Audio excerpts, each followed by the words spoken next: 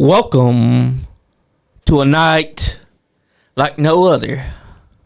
To a night where the supernatural play front and center on our minds.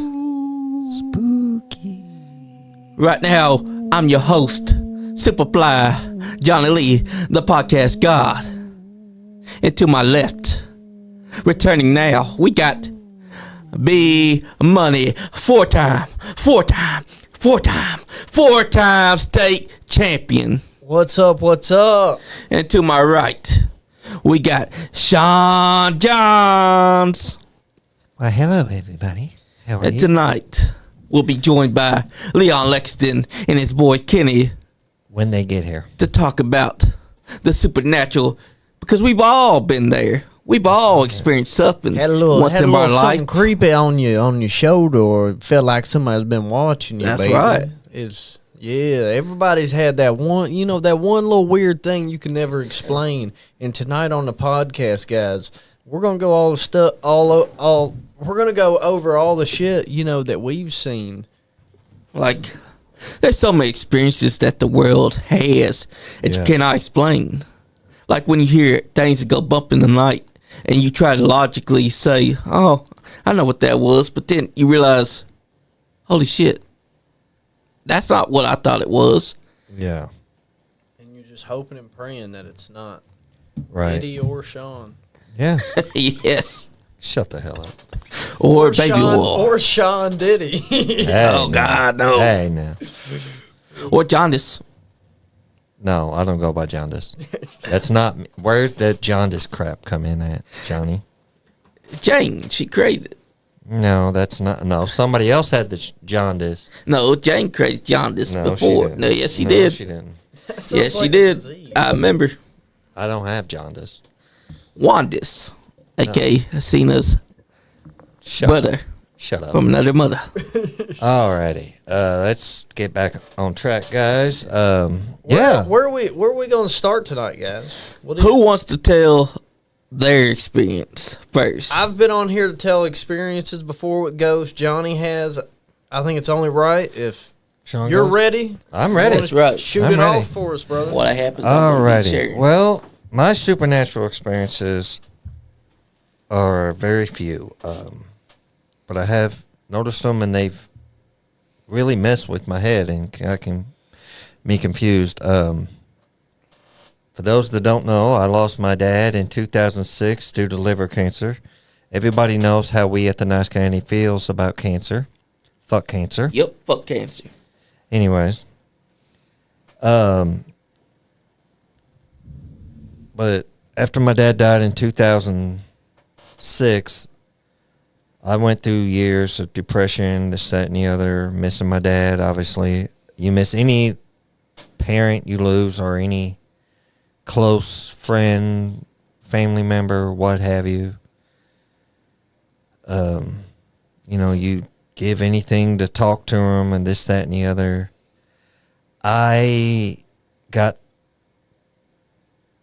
went through it bad. I lost, I was going through a rough patch mentally, as I have gone through from time to time. Was not feeling like anything I was doing right. I had a wife, 3 kids, a mother in poor health. I wasn't thinking anything I was doing was good enough. Fast forward to one Saturday night, Sunday morning, what have you, 2:30 in the morning, I'm up. I could not sleep. I didn't have my TV on. I didn't have my phone on me. I was not feeling, and I'm sitting there. I'm praying. As soon as I said amen for my prayer, and I'm wide awake. This isn't a dream. This isn't a hallucination. I wasn't on any kind of drugs. I wasn't even drinking that night. I didn't drink that night. Back then, I was drinking. I look up, and plain as day, my dad's there. Wasn't saying a word.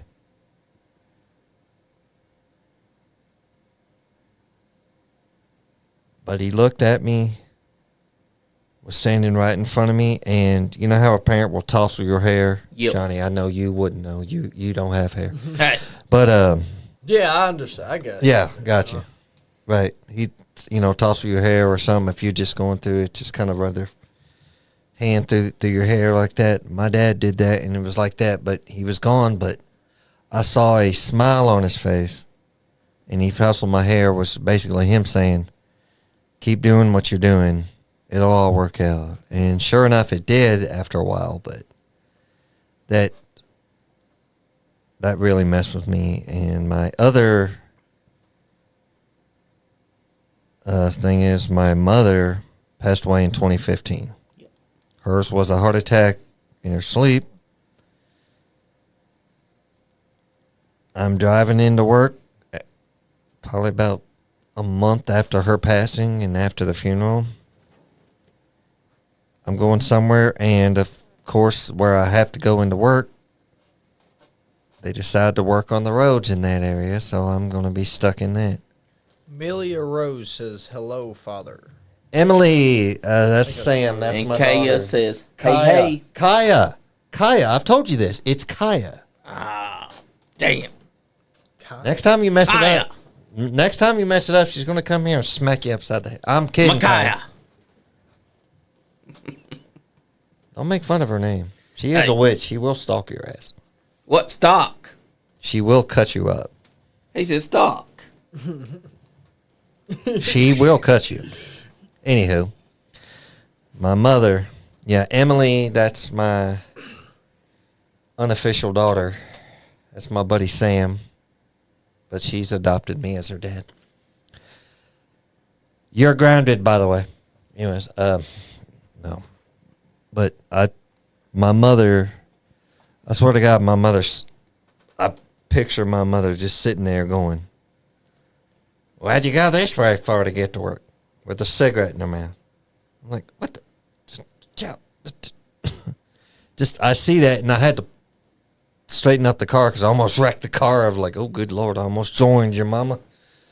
Because it just, you seeing a long dose, and you see it plain as day for, if nothing but a few seconds. Like, I believe that ghosts exist, but up Same. until those two instances I just mentioned, I'd never seen them. So I'm not saying I believed them or I don't need to believe at that point, but I believed at that point. I was just like, I know your loved ones are watching and stuff like, this isn't like spiritual. I'm not going to preach at nobody. I am a Christian. I may not act like it, but that's on me. I see what I see, and I believe that your loved ones are watching over you. They're not just gone to either heaven or hell. Emily said, first of all, not true. I didn't adopt you. The bus driver did. Second of all, you can't ground me. I'm 18 now. Keep on, Sam. I'll take your switch from you.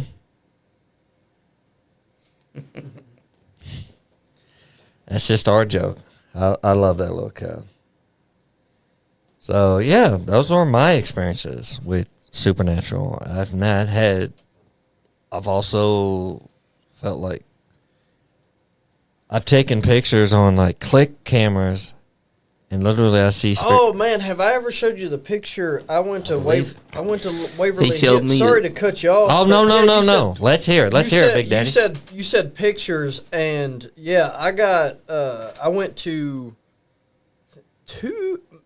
I want to say almost 2 years ago, I went to Waverly Hills for the first time, and we was waiting to go in, of course, and they show you this like thing that's like projected onto the building and stuff, and then there's like you go in. So I was just taking pictures of it, and I don't know if you know like what a ghost orb is or like ever seen one. I But have if you look right there, seen pictures like that. but here's the thing. I've taken pictures like that. It's a live photo, and you see it right there. Yeah.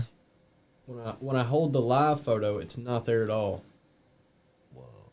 Yeah. Yeah, it's mind blowing. That is mind blowing. Yeah. And Sam, I don't know how to play Mario Kart on the Switch. I never had it on the Switch. Thank you very much. Love Mario Kart. Yes, me too. What? Hold on. Who do we play as Mario characters? And let me go first. Okay. Let me go first. When I was a kid, it was always Donkey Kong. But I've gotten a Switch, gotten the new Mario Kart, and I run Dry Bones. That's my favorite guy. Dry Bones. Okay, that's a good one. Specifically, I use the Mercedes with the Mercedes tires and the little cloud nice glider. Nice. Great combo, by the way. Okay. I'd have to get me a Switch to do it, but yeah. Who would you say yours is? Wario. Wario? Yep. Okay. Emily Rose says she's Peach. She is Peach. She's not a Peach. She's a pain in the ass, but she does play as Peach. Last time I really played Mario Kart was for Super Nintendo, and I always played as Luigi on those. I can't explain why. I was Luigi, and I would dominate. Yoshi was good too. Yoshi? That's a good one. Yeah, I mean, that's a solid choice. And the new one, you can pick whatever color you want Yoshi to be. It's pretty cool. Yeah. Hey, there are a bunch of Yoshis. And here What's he up, is, the Leon man of the Lexington? hour. The man just of the talked hour. about ghosts. Too sweet to be sour. What's up, brother? Leon Lexington in the house. Kenny, you boy- can my sit boy over here, bud. Kenneth. I'm going to step Black out and Cat let Kenny Ken have this Mulligan. seat. But Kenny, you can sit here, bud.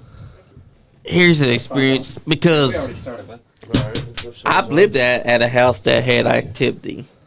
Like, I lived on Preston Avenue for a majority of the early 2000s. That's where I dealt with the ice storm. Couldn't get inside my driveway.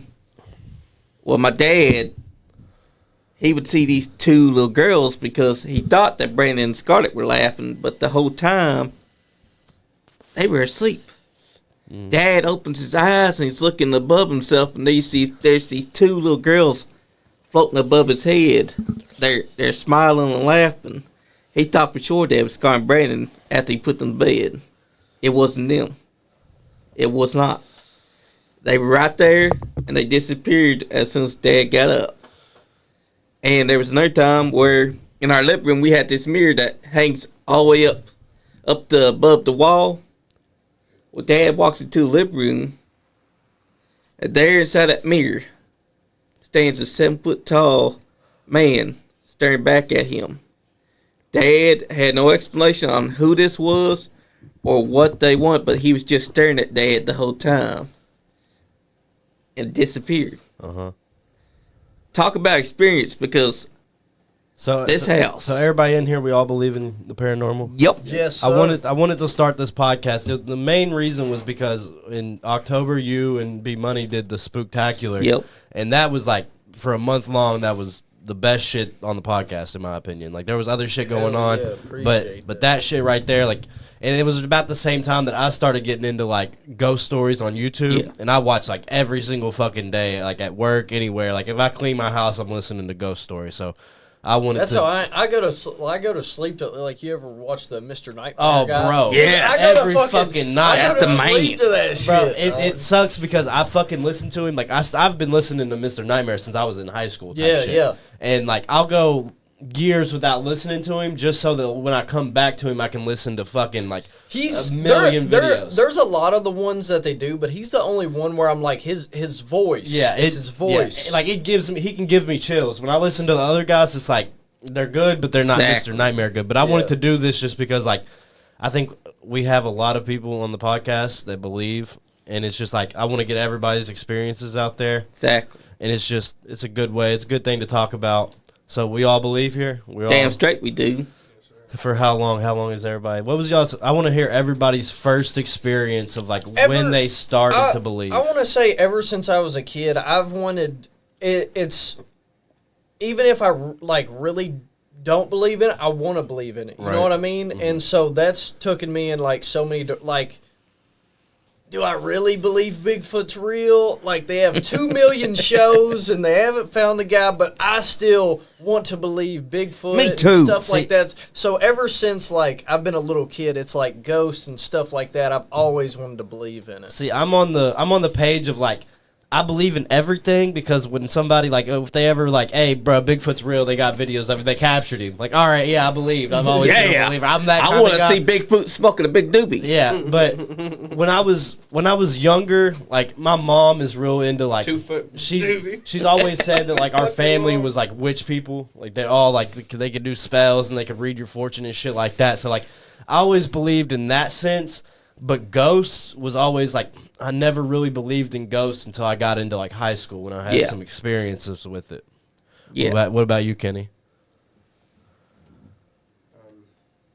Is this mic on? Yeah, it's on. All right. I've always been a big skeptic of things, so I always decided I would hunt for the truth myself, and it got me into some situations that were rather unpleasant.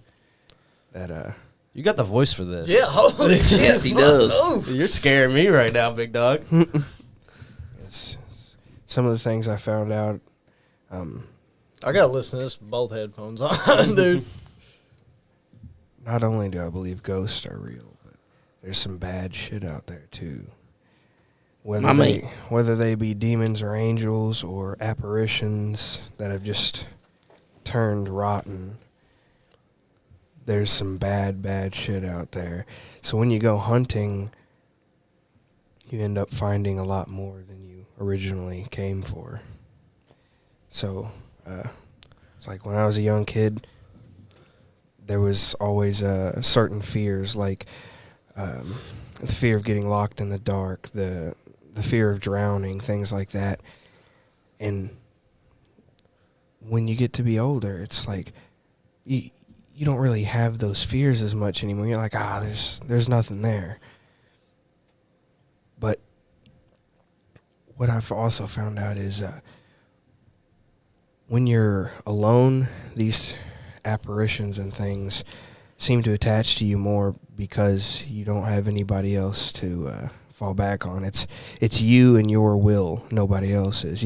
Like, if you're here with me, Leon, and some fucking demon walks through the door, I'm gonna want to protect you. I'm just gonna tell it to go fuck itself. But if I'm in here alone and a demon walks through the door, I'm gonna sit back like spooktacular. What is going on here? So, let's say one of my first experiences, when I was a little kid. And I was just like a baby in a crib. I was left in a crib, and there was a pillow that was outside the crib on this couch. And my mom said I'd be fine, right? And when she left, this pillow got up and started crawling towards me. Oh shit! Like a worm. And this fucking pillow had me screaming bloody fucking murder. And when my mom came back in, the pillow wasn't moving anymore. Damn. I was like, what's going on? What's going on? It's like, I said, the pillow, it's moving. It was coming towards me. And she was like, it's just a pillow. There's nothing going on. Right. But even as a little kid, I started to notice these things that when you're alone, they seem to be able to attack you more than when you're with people. Yeah. Like when these, that's why I really don't believe as much when I watch these ghost adventure stories.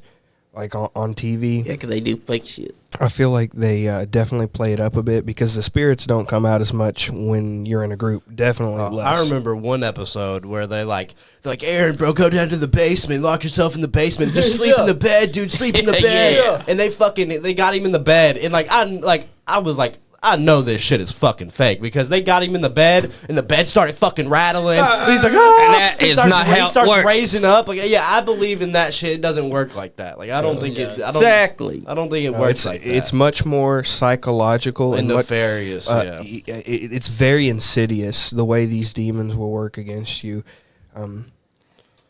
It's like my buddy. He told me a story. Of what happened down at Lock 7 on the Kentucky River. And he said that when he was 8 or 9 years old, he walked down there one night and he caught some people doing a black magic ritual. And he said he ran off, but the next day, in the next couple of days, there was reports of two missing girls who happened to drown in the river. And didn't happen by accident. Yeah. He says those people down there doing that black magic ritual sacrificed those two girls in the river. And I was like, that sounds like a load of fucking bullshit. That sounds like an absolute load of fucking hawk-eyed bullshit to me. So I was like, you know what, motherfucker? I'm going to go down there. And I went down there alone at 3:33 a.m. in the morning to Lock 7 on the river. Got out of my car, locked the door, walked all the way down the little path down to the riverside itself where there's a little sandy beach. You can walk across the sand and it's nice. It's relaxing out there. I've been out there a lot. But this night, when I got down to the beach, this creeping silence slowly took over. No bugs, no nighttime chirping, no sound at all. Just this eerie, dead silence filled the entire area. It was like an ocean wave slowly coming closer to me from the water. Like I could feel this energy starting to wash over me. The only way I could describe this energy as a slow creeping dread. And as it filled me with this uneasiness, I began to think to myself, nah. Get the fuck out of here. No. I was like, nah, this is all in my head. I'm just imagining things. It's just a calm, cool night. I was like, I started to slow my breathing, calm down. I was like, everything's fine here. That's when I looked out at the water, and I noticed what looked like a tree branch was coming up out of the water. Just little bits of this tree branch. And I'm watching it, and it moves a little bit. And then it starts to come out of the water some more, this tree branch. And I'm thinking, like, oh, it's just floating down the river, right? That's when I noticed that it's not following the water current. It's staying in place. And that's when that uneasy feeling reminds me that what I'm looking at is not natural, because that's when a second tree branch came out of the water, and then a third, and a fourth, and then I realized they weren't branches, they were fingers, hands, and then arms coming out of the water, like this, coming out of the water. And I was like, nope, I'm absolutely not believing that those are two fucking arms coming out of the water right now. I'm not believing it. It looked exactly like two pairs of arms coming out of the water. Oh, shit. So I was like, nah, nope. And that's when I seen the top of their head and the hair, the matted green and black hair from being left at the bottom of a river. And then I seen their forehead, and I seen their gray malted skin. And just before their eyes came out of the water, I turned and looked away, because I didn't want to see what was waiting for me when their faces finally appeared out of the water. So I began walking back up the mountainside, trying to get back to my car. As I was walking through the sand, that's when I heard the unmistakable sound of wet footsteps plopping in the sand behind me. And I was like, no, I'm not going to run. I'm just going to walk. But they were getting closer. So I started to walk a little bit faster, and so did they. And then that's when I heard the footsteps sound like they really began to pick up pace. And that complete doom that you feel in your heart when you know something is completely wrong. It sent that adrenaline shooting through my blood, but still, something told me not to run. So I just picked up a fast walking pace, got to the top of the hill, and started walking towards my car, fumbling for my keys, and I pulled out my keys, but I couldn't hear them anymore. I knew they were there. I knew they were there behind me. As I stuck the key into the lock, fumbling, shaking, because the adrenaline's now hit my veins completely, so I'm having shakes. But I unlock the door, pull the door open, set down, close it, stick the key in, try to turn it over. It doesn't turn on. It goes It's my old Nissan Sentra. It always had startup issues. So I was like, whatever. It's going to start on the third time. Hit it a second time. nothing. And I wait, and I sit back in the darkness before hitting that third. I'm just like, oh my God, I'm sitting in the darkness. And that's when I see a smiling face and hands on the glass, and I see the most evil, demented, insane smile I've ever seen painted across the face of this little girl. Right here, right in my peripheral, and I could see her eyes piercing right into the side of my temple. And in my peripheral, I could see both of them. One was closer than the other, but the other was just standing behind her smiling. But everything in me told me not to look at him, because I learned something. Don't remember where from, but say if you look into the eyes of a demon, that's when they're able to control you. That's when they're able to take over and possess you. So I decided I was not at all going to look at these two next to me. I don't care if you just came swimming out of the river. Why would you follow me back to my car if you were normal people, right? Like, why would you? The demented smile that was painted across this girl's face was pure evil. So, absolutely. So do you think that these were? Do you think these were real apparitions, or do you think it was like a, not a glitch in the Matrix, but like a time stamp on reality? You said that before that it was like dark magic. Do you think it was just like reality bending in between itself to make this happen, or do you think if you would have gotten out of the car and like fucking punched one in the face, they would have fucking went down? This was black magic. This was the work of black magic, Leon. There was little that could have been done, because apparitions like that, I could have opened the door and they could have disappeared, but they're still there. They're still around. Yeah, for sure, yeah. And I just decided to leave because I got all the information I needed right there. There was no reason for me to...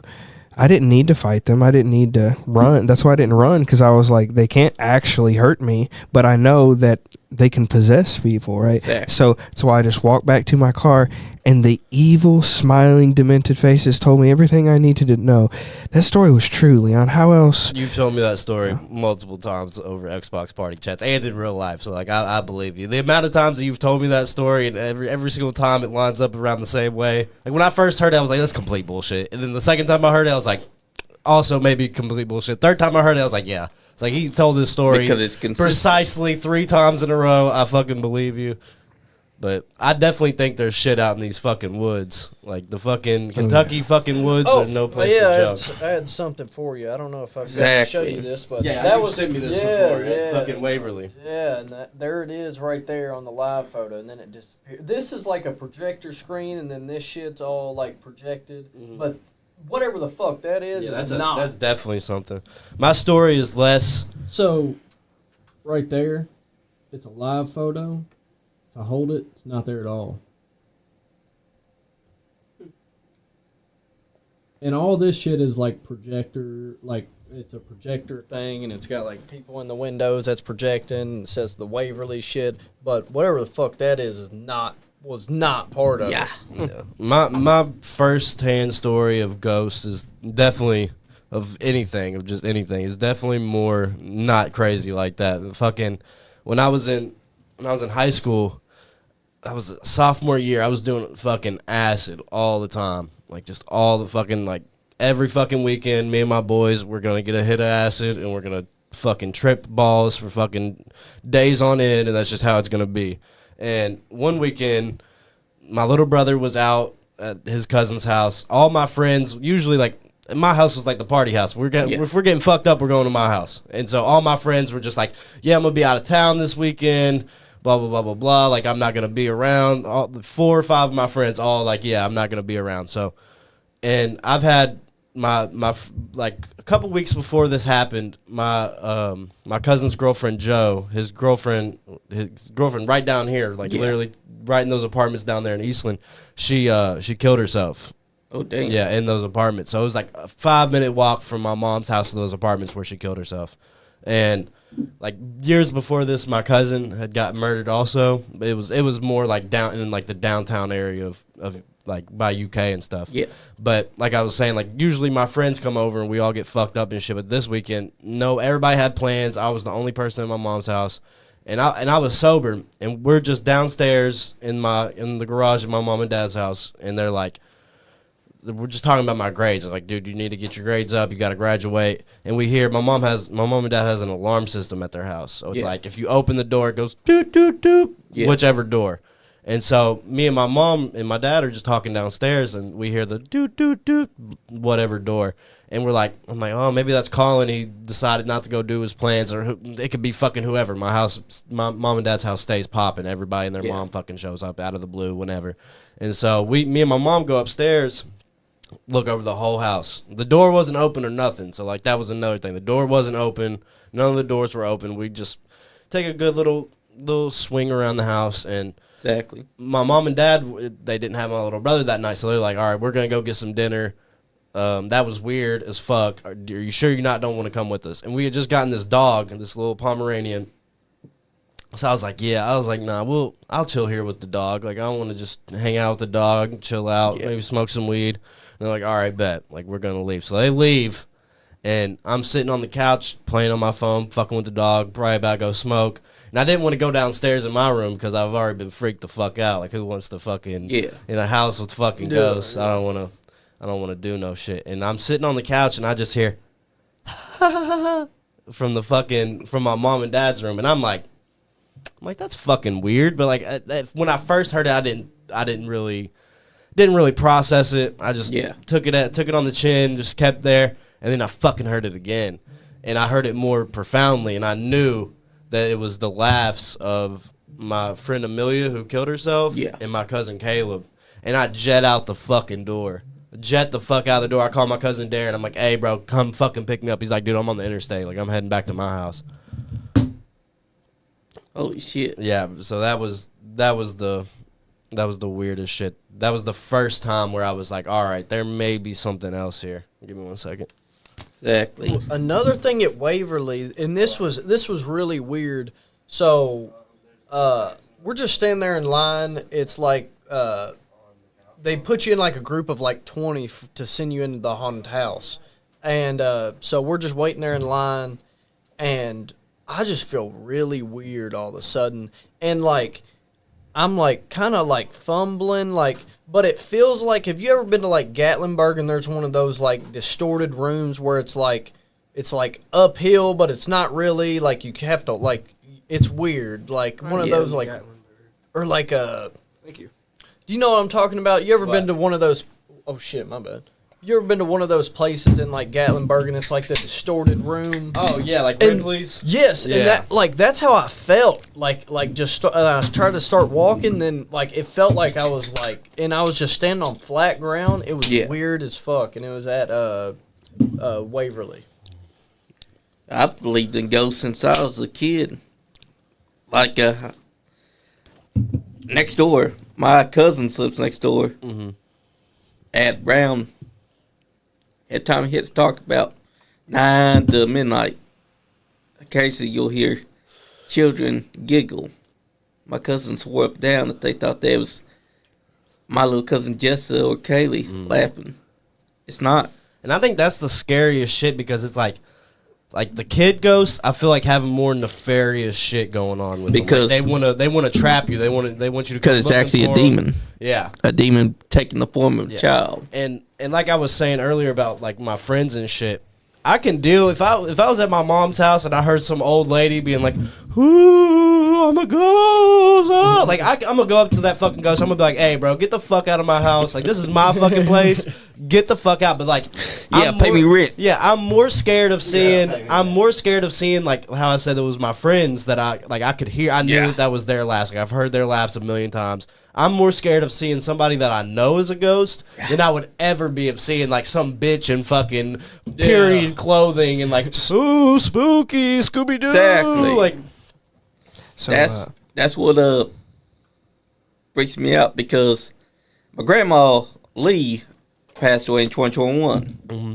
Well, a couple days later, Jamie, who lives next door, is standing at his kitchen window.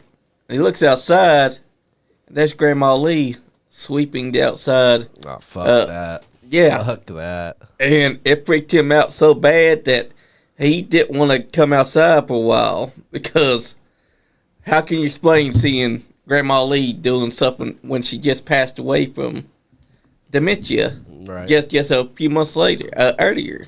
Yeah. Yeah, it's spooky I heard as fuck. there's an entity that is able to copy sounds and Mimic. people's voices, a mimic, yes.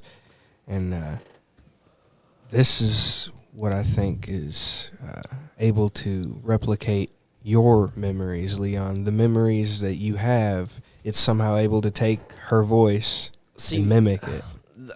I didn't get no dark energy from that night. I was more like how I said earlier. I was more scared of the fact that I could run into somebody. Like everybody was like, "Why didn't the fuck didn't you go back there and see if they were back there?" Because fuck that, I don't want to see my dead fucking homies. Exactly. Like I didn't feel no dark energy, but I definitely felt some sort of energy. But I don't think it was nothing like that. Like I said, I'd been doing a fuck ton of acid, which also opens up like your spiritual gland and shit like that. But Yep. my mom was there earlier, so I have a account that we did hear something earlier on in that night. But like I said, she killed herself probably 2 or 3 weeks before that happened.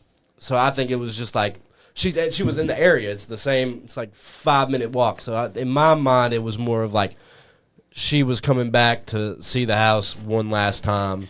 Cause Yeah. and a couple weeks before that, we had my cousins were just like they were staying over because they got like either kicked out of their apartment or something else, and they were doing laundry and shit.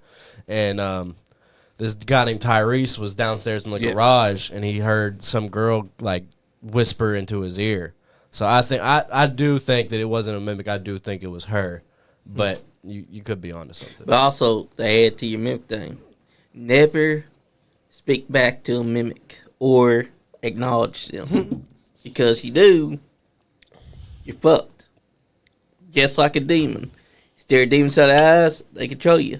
A mimic does the same thing. I want to know, so you said that you went out hunting for things and stuff like that, and I just want to know, by hunting, what have you done, or like, how have you like sought out all these kind of not quest, but on side quests for Yeah, demons. You get more XP if you side quest. Yes. Yeah.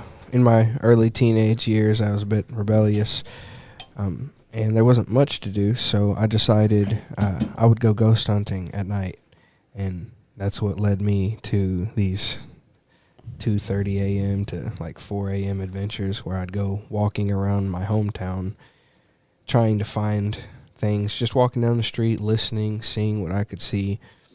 And I seen a lot of things while I was out there. I have a lot of stories, and I've forgotten a lot of stories as well. And a couple of times I would bring people with me because I would think, all right, well, if I can see these things, maybe it's just me. Maybe I'm going crazy. Maybe I need to be on some fucking medication or something.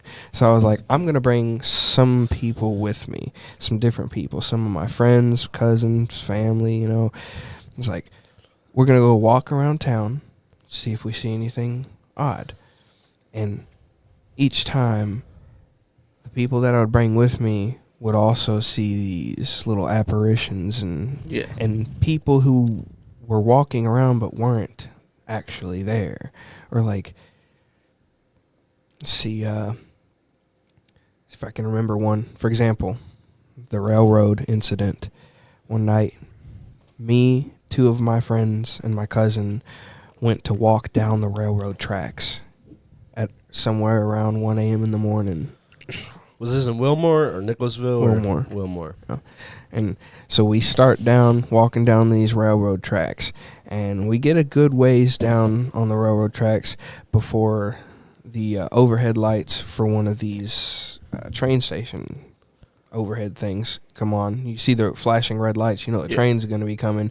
She's like, oh, shit, train's heading our way now. But the red flashing light starts, and as soon as the red flashing light starts, that's when we start hearing music and people laughing in the darkness out here on the railroad track. And when I look at my buddies, I'm like, you hearing that? I was like, yeah, I'm hearing some kind of music. Can't really make out the words or nothing. But I hear some people. Like, There's nobody out here, though, right? It's when I start to pinpoint the sound. Sounds like it's coming from on top of this railing that has the red lights flashing. And it's like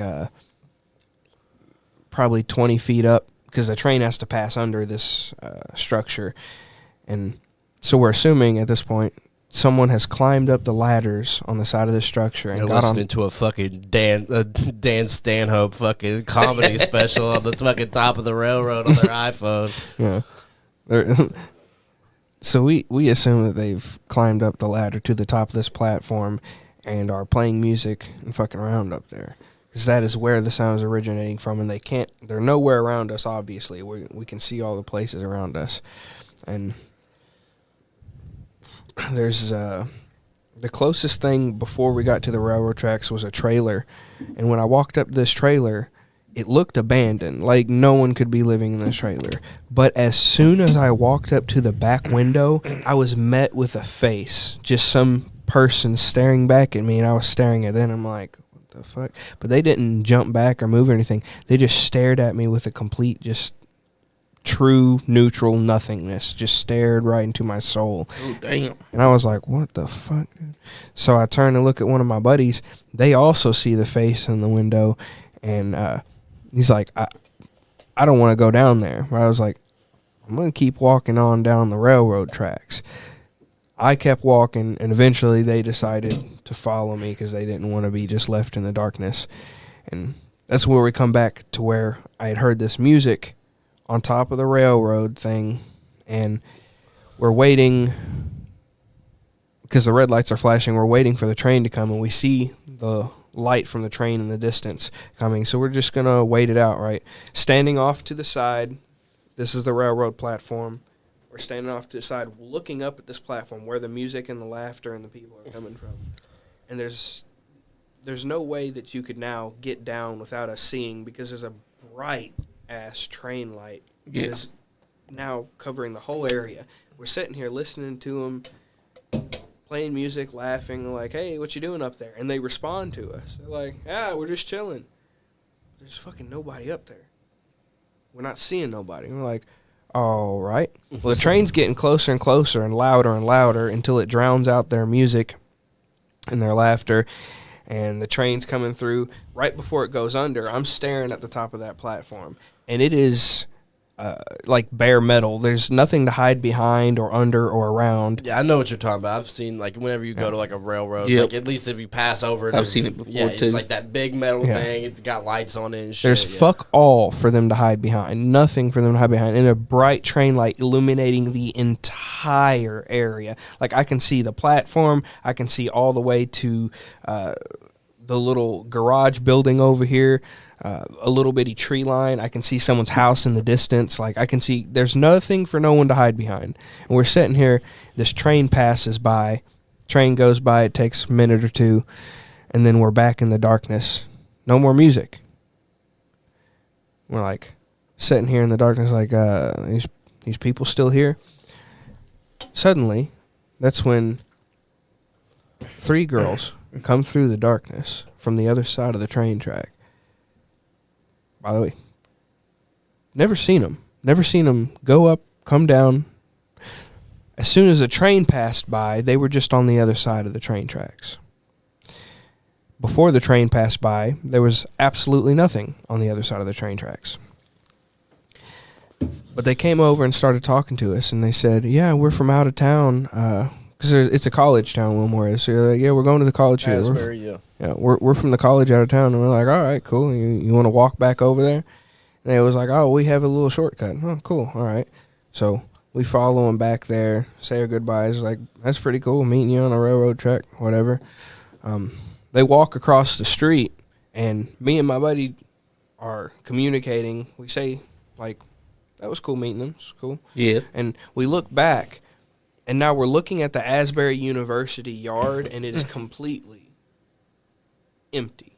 Absolutely, utterly empty. Like, they had enough time to cross the street, but not enough time to walk down that entire Asbury yard and inside a building, which, by the way... I've been working in the, right there where you turn by that Shell station. I've been working in I think it's like the Theological Center or something. It's like there's like a first building like right there, and or right by the Asbury Inn. You know what I'm talking about? Yeah.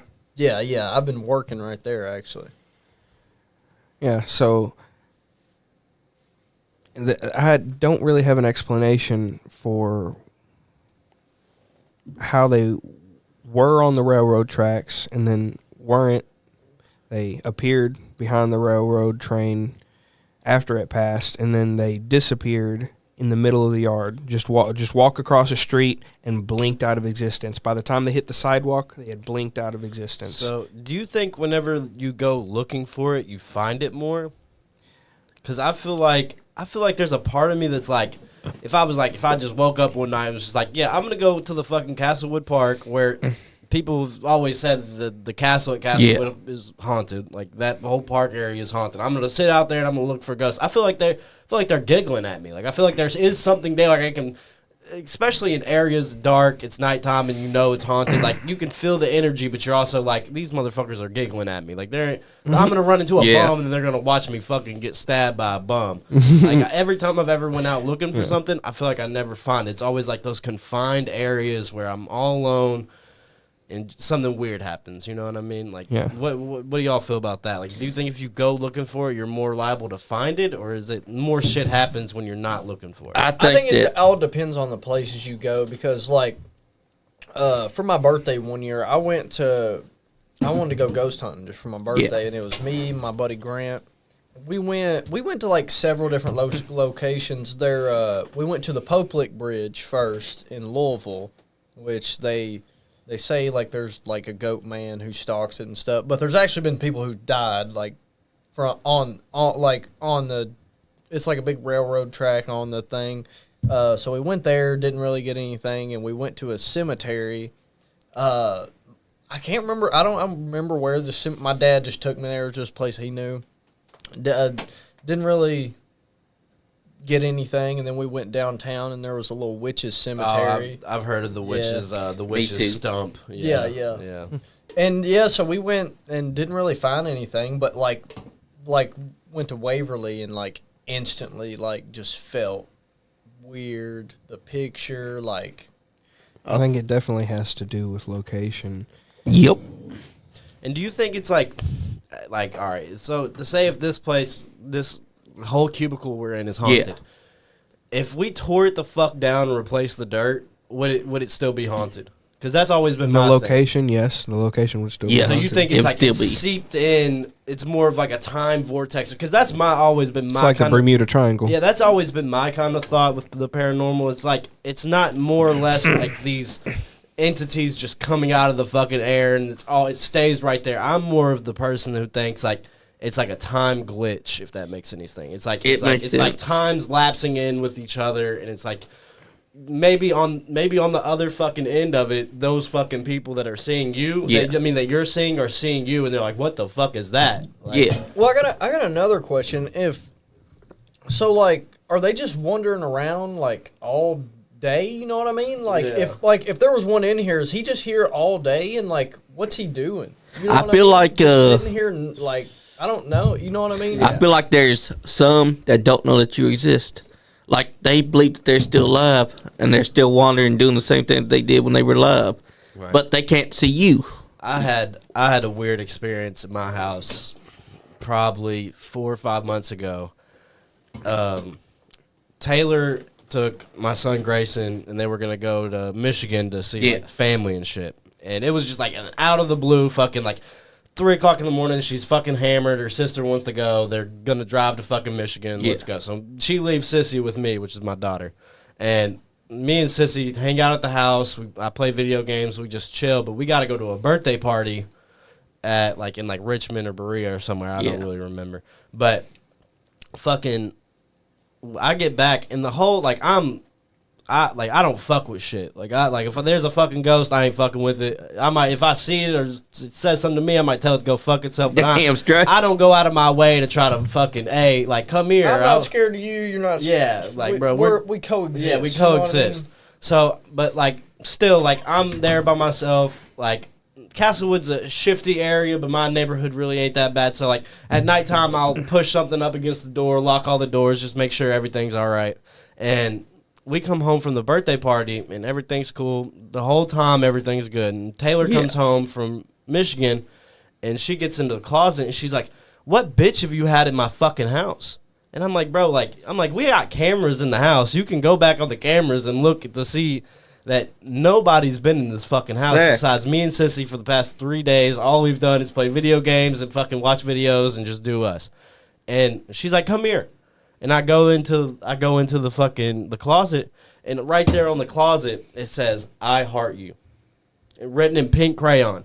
And I'm like, I can put it on fucking whatever you want me to put it on. Ain't nobody, and I'm dead. I ain't trying to cover my tracks or nothing. Holy shit. Like, I ain't trying to do nothing. Like, somebody either came in my house, which makes no fucking sense to me because all the doors and shit have been locked for the whole fucking time. P5 would have been gone. Yeah, too. literally the P5, the Xbox, TVs. Every time I leave the door unlocked in my house and I go home, like, if the P5 there, I didn't get robbed. Facts. So it's written in pink crayon, I heart you, and right beside like where I keep my video games at is just a small little pink crayon, and I'm like, what the fuck? And I had gotten into that closet because that's where I keep my Jordans and shit. Yeah. So I had gotten a pair of shoes down because I wanted to look nice for the birthday party and shit. And I didn't see fucking dick. And I know I would have looked at it because I had been in that closet just fucking with shit, just looking at clothes. You dealt with a ghost that was letting you know. But my fucking house has been owned by like my family since like the 60s or the 50s. So like, I don't know if it was like a family ghost or if somebody fucking broke in, but like that was one of the weird. Or maybe it was a ghost that has been there for a long time that y'all wouldn't know about. Yeah. It was like, I love you, yeah, Leon. I love you, yeah. And then also Taylor got a spirit box. She's good choice. For Christmas she got herself a spirit box, and fucking Kenny's been over there when we've used it, and the whole fucking time we use it, all we hear is Leon. Holy shit. And I'm drunk as fuck when we do it, so I'm like, they ain't fucking saying my name, but he could probably vouch. Were they saying my name? First time we did it, I was trying to get them to communicate about Thanksgiving because we did it on Thanksgiving night, and like one of them said something like "fuck Thanksgiving," and I said, "Hey, don't you be using that language with me now." And then you heard it like growl. He was like, yeah, I definitely have heard some growls. I was like, I said, don't you be growling at me now. We ain't playing that now, buddy. And then it just switched over and a different voice came on and said, Leon. It just kept doing it in different tones and shit. Oh, yeah, Emily's got a question for all of us. So, if you guys believe in ghosts, do you all also believe in haunted items? Oh, for sure, yeah. Damn straight. Definitely. Yeah. You want to hear a haunted item story? Please. Okay. Yes. Oh, yeah. My grandpa, he was cleaning out an old burnt down house, and in the ashes of this burnt down house he's cleaning out the area for, he finds the remnants of a tarot deck. This tarot deck is in a leather-bound box. The box itself is melted by the fire that burnt the house down. The fact that this box didn't completely melt with the house and everything else in that room is burnt to a crisp, that is insane, first of all, for that little tiny leather box to even survive. But it was just melted all around it. It looked like it was a liquid box almost, the way it had melted. But he brought this home to me, and I opened the box, and inside the cards were absolutely perfect condition for surviving a house fire. Like you just pulled the house out of the divorced dad's pack? Yeah. It was absolutely a perfect deck of cards inside. I'm looking at this charred, crisp, almost liquid-looking box, the way it was melted and warped. I'm like, that's pretty wild.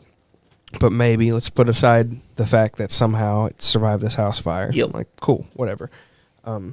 Whoever was using this tarot deck, by the way, don't know how their house caught fire. Could have been any number of reasons. But I decided I was going to learn how to read a tarot deck, and I learned a little bit. I just enough to do just like a little tarot reading, and I was like, Grandpa, let me do a little tarot reading for you. This is like, I shuffled the deck, did the cut, draw the card, and the first thing that I draw off the top was death. The Grim Reaper staring back at me. The smile left my face, and I just stared at the card, and then I looked back up at him, and he was just waiting for me to say what it was or do the tarot, and I just put it back into the deck. I was like, yeah, Grandpa, I think I'm done with this deck. And I put it back into the box. Wait, put it back into the box, took the box, threw it in the trash can. That's right. The next morning, it arrived back on my desk. And when I woke up and I seen that box sitting on my desk, I was like, oh, no. You burnt one house down. You ain't attaching me. You ain't burning my house down. Know? So I took this piece of garbage. Whatever attached to it was immediately death. When I pulled the first card and showed me Grim Reaper. Now, I know it doesn't always mean death. I know there's different things with tarot. But the fact that I just looked right at the Grim Reaper and that house burnt to the ground, I was like, I'm not about that. So, and the fact that it was back inside your house. It popped back inside. I was like, oh, no, you're not doing this with me. I took it outside, threw it in the garbage bin outside, tied up that black bag outside the house in the garbage bin. It was like, I'm done with you. Woke up, back again. Holy shit. I'm real weird about tarot. Leon, you know what I had to do to get rid of that fucking deck? You had to burn it. I would at least think. Exorcism? No, I took and I threw all the cards in the river. That'd be a cool sight to see. Water beats fire. It couldn't die by fire, so it's Rock, like, paper, you'll die scissors, one way. bitch. You'll die one way, motherfucker. Exactly. One way or another. I'm real weird about tarot and shit like that. My whole family, like for as long as I could remember, my mama was a witch, my mom's a witch. We've all had like I've conjured shit up, like not bad shit like demons or anything, but I've made shit happen in my life by just thinking on it and praying on it and shit, which I mean could be either prayers, you can interpret it any way you want, but I know I conjured it up. Yeah. But so I'm real weird with tarot. I'm going to New Orleans at the end of this week. And Nice. I'm like Taylor when she's like, we gotta go to the voodoo shops, and I'm like, motherfucker, I've dealt with this shit my entire life. I am not stepping foot. Damn straight. I'm not stepping foot into no fucking voodoo shop. So Leon, if a tarot deck kept coming back to you, what would you do with it? Would you keep it? There's a part of me because I'd probably give it to my mom.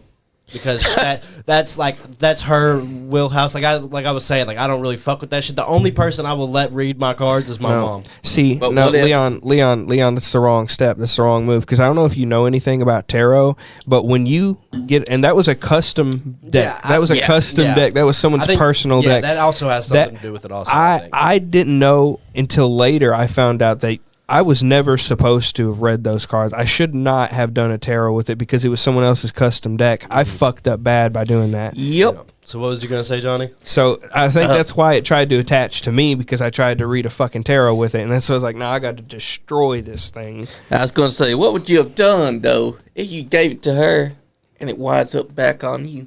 I think my mom's too powerful for that. I'm not even gonna lie. She's literally a witch. Now, here's something for you. Emily said, never throw away a Turk card. Bury them. Bury them. Yeah. That was her voice, Emily. She said, never throw away Turk cards. Always bury them.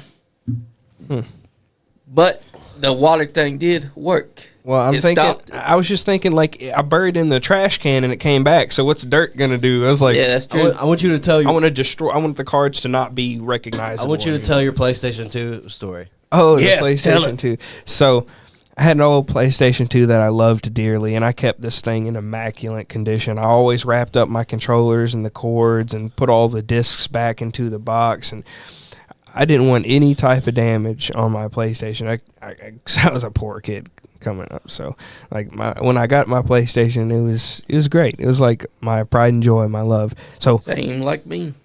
I was proud of this thing, and I kept it in such good condition. And I turned it off, unplugged it, and made sure all the cords were wrapped up nice. So there was no damage. There was absolutely zero damage to this PlayStation.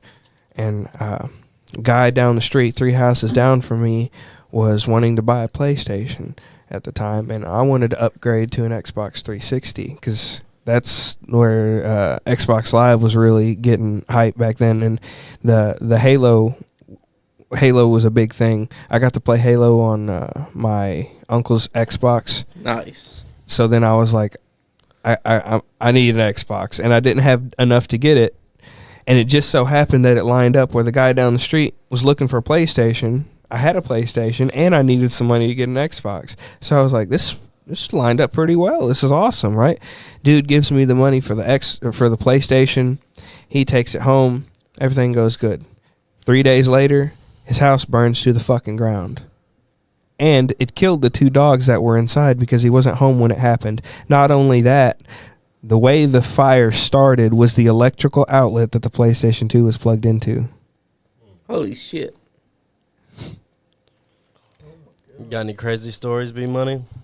I want to hear something from you. I've got some weird stuff that happened. I've said it on the podcast, but like there was an instance where it was, I want to say I was a freshman or a sophomore, laying there in my bed at night, just a random night, and I really don't know if it was a dream or real life. Like I don't know. Like it's weird, but I lift my head up out of my bed, and there's a corner right here, and then right beside my bed there's like a cutoff, and the door's like right here. Yeah. So like there's like corner, and then door back here. It's a smaller room. So I'm looking in one corner. It's completely dark, and I see a figure that's like darker than dark. Like it was weird. So I look to the other corner, and it shifts to the other corner.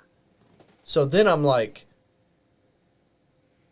if I look right there, is it gonna go to the door, or is it gonna be right beside me? So as I slowly turn my head, like I don't remember anything after that, so I don't know if it was a dream or I was awake. I really don't know.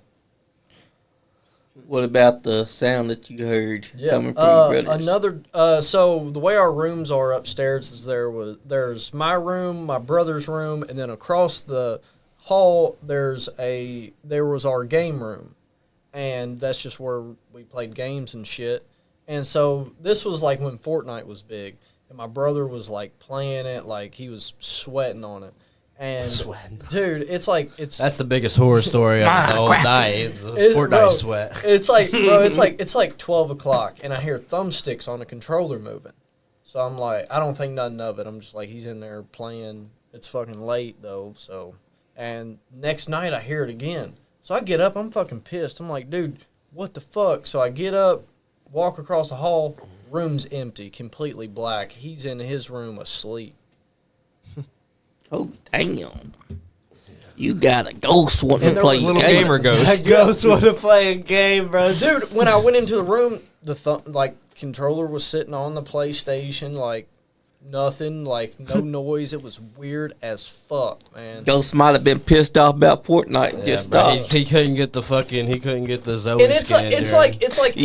like even if my brother like was playing, he didn't have enough time to turn off the game and run and hop in his bed and pretend he was going to sleep, because I got up instantly when I heard it. I got a weird one, like what you was just saying earlier about the shadow people. It's not really a shadow person, but at the time... Oh, but they do exist, though. Yeah, I've when I was a real little kid, I would see shadow people, but... I had to tell one of them I would kill him, and then he just decided not to show up anymore, because I was like... I'm going to make a peanut butter and jelly, and if you're still here when I get back, I will murder you. Make sure that's not the Hat Man one, though. There was... Okay, so me and my brother both seen the same thing one time, too. I was about to start talking about it, but I forgot about it. And right when we moved into this house, it was like the summer of my 6th grade year, like the end of my 6th grade year, so going into 7th grade, and it was like... the end of school transitioning to like summer, and like I just get up one night and I look out my window and there's a dude standing by our mailbox, and he's looking at our house. He's got like just a hat on and a long brown coat, but you can't see his face. Like, you can't see his face, but he's looking directly at our house. Weird. And then I tell my brother about it, and he's like, I seen the same exact thing.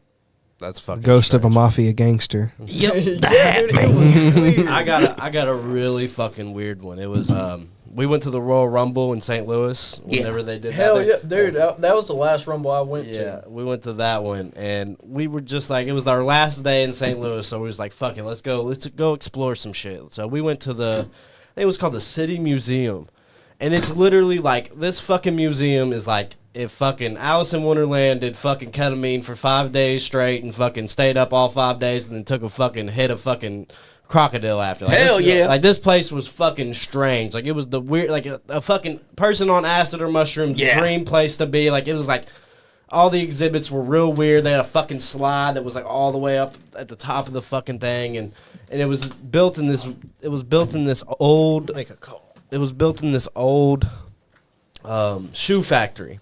Yeah. And we're just walking around, and like, I got weird vibes from this place anyways, just because of like how fucking like obscure and weird it was. Just like, it was so out of the ordinary. It was one of the weirdest places you could ever fucking be. Yeah.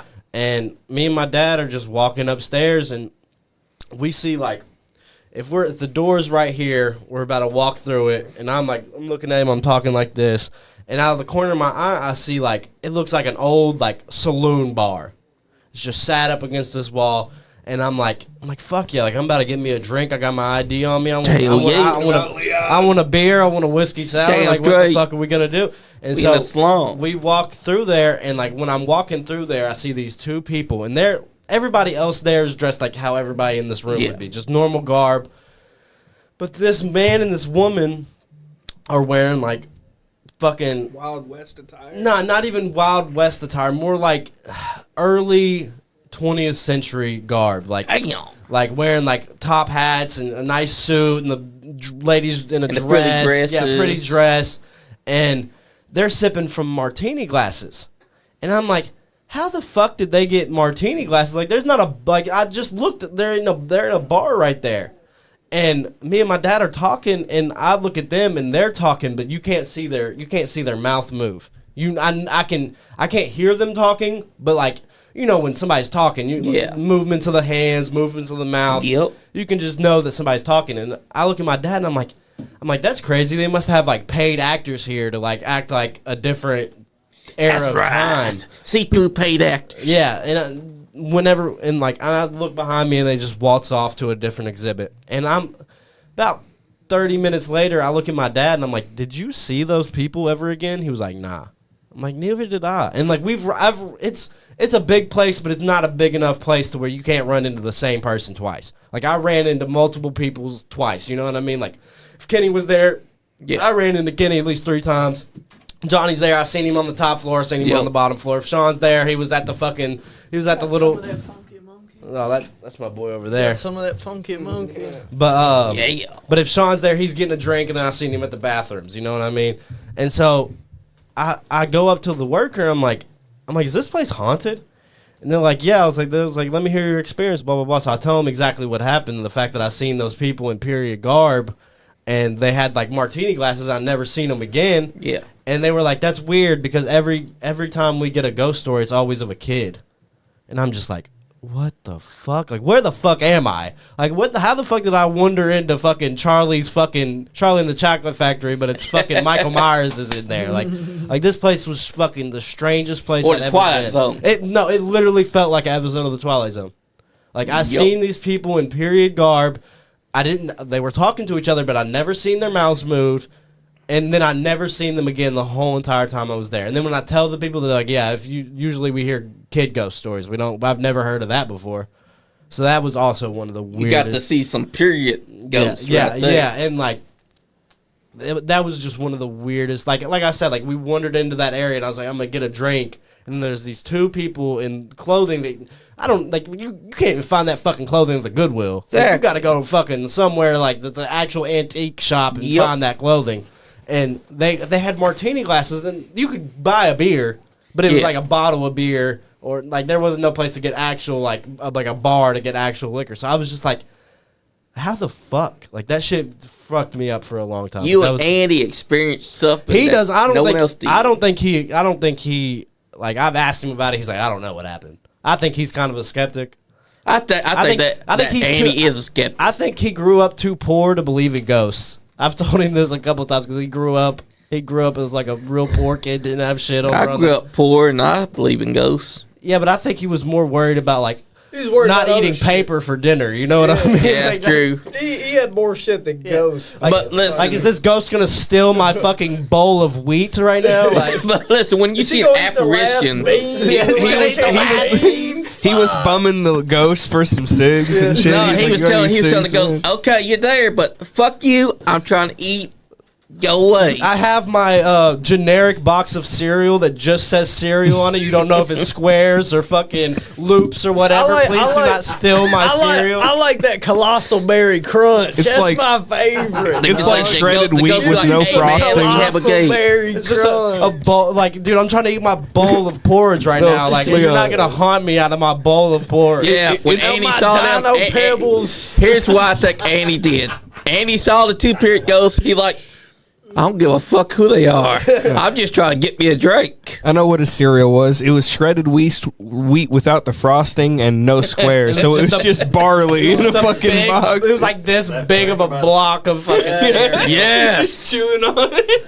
He's like, fuck you. I know you're there, but this is my food. I'm going to eat this. I've never heard of somebody that's starving be like, yeah, dude, there's a ghost right there. Like, I've never heard that ever come out of somebody's The mouth. ghost will be there, but Yeah, yeah, like- like, none of this. Like, dude, I'm eating my pork and beans right now. You're not about to steal my fucking pork and Exactly. beans. Dirty I mean, apparition bitch. I can You know- definitely see that. Earlier, I was pissed why off, are needed a all the peanut butter and ghosts jelly, so I was like, I'll fight you for it, ghost man. 1800s or late 1800s. Why don't we eat ghosts from like 2007? Oh, dude, I would love to see like a Brand new. I would fucking love to ghost. see a 2011 hipster ghost with like the fucking the twirled up mustache with the fucking plaid on, With the beanie, fucking yeah, with the bandana. beanie, And a all the necklace. time. You're To like- see that you're is like original 1800s Wild They just West. start ripping fucking Yes. vines and Yeah, shit. bro, ripping vibes, but they got a fidget spinner, bro. They're fucking.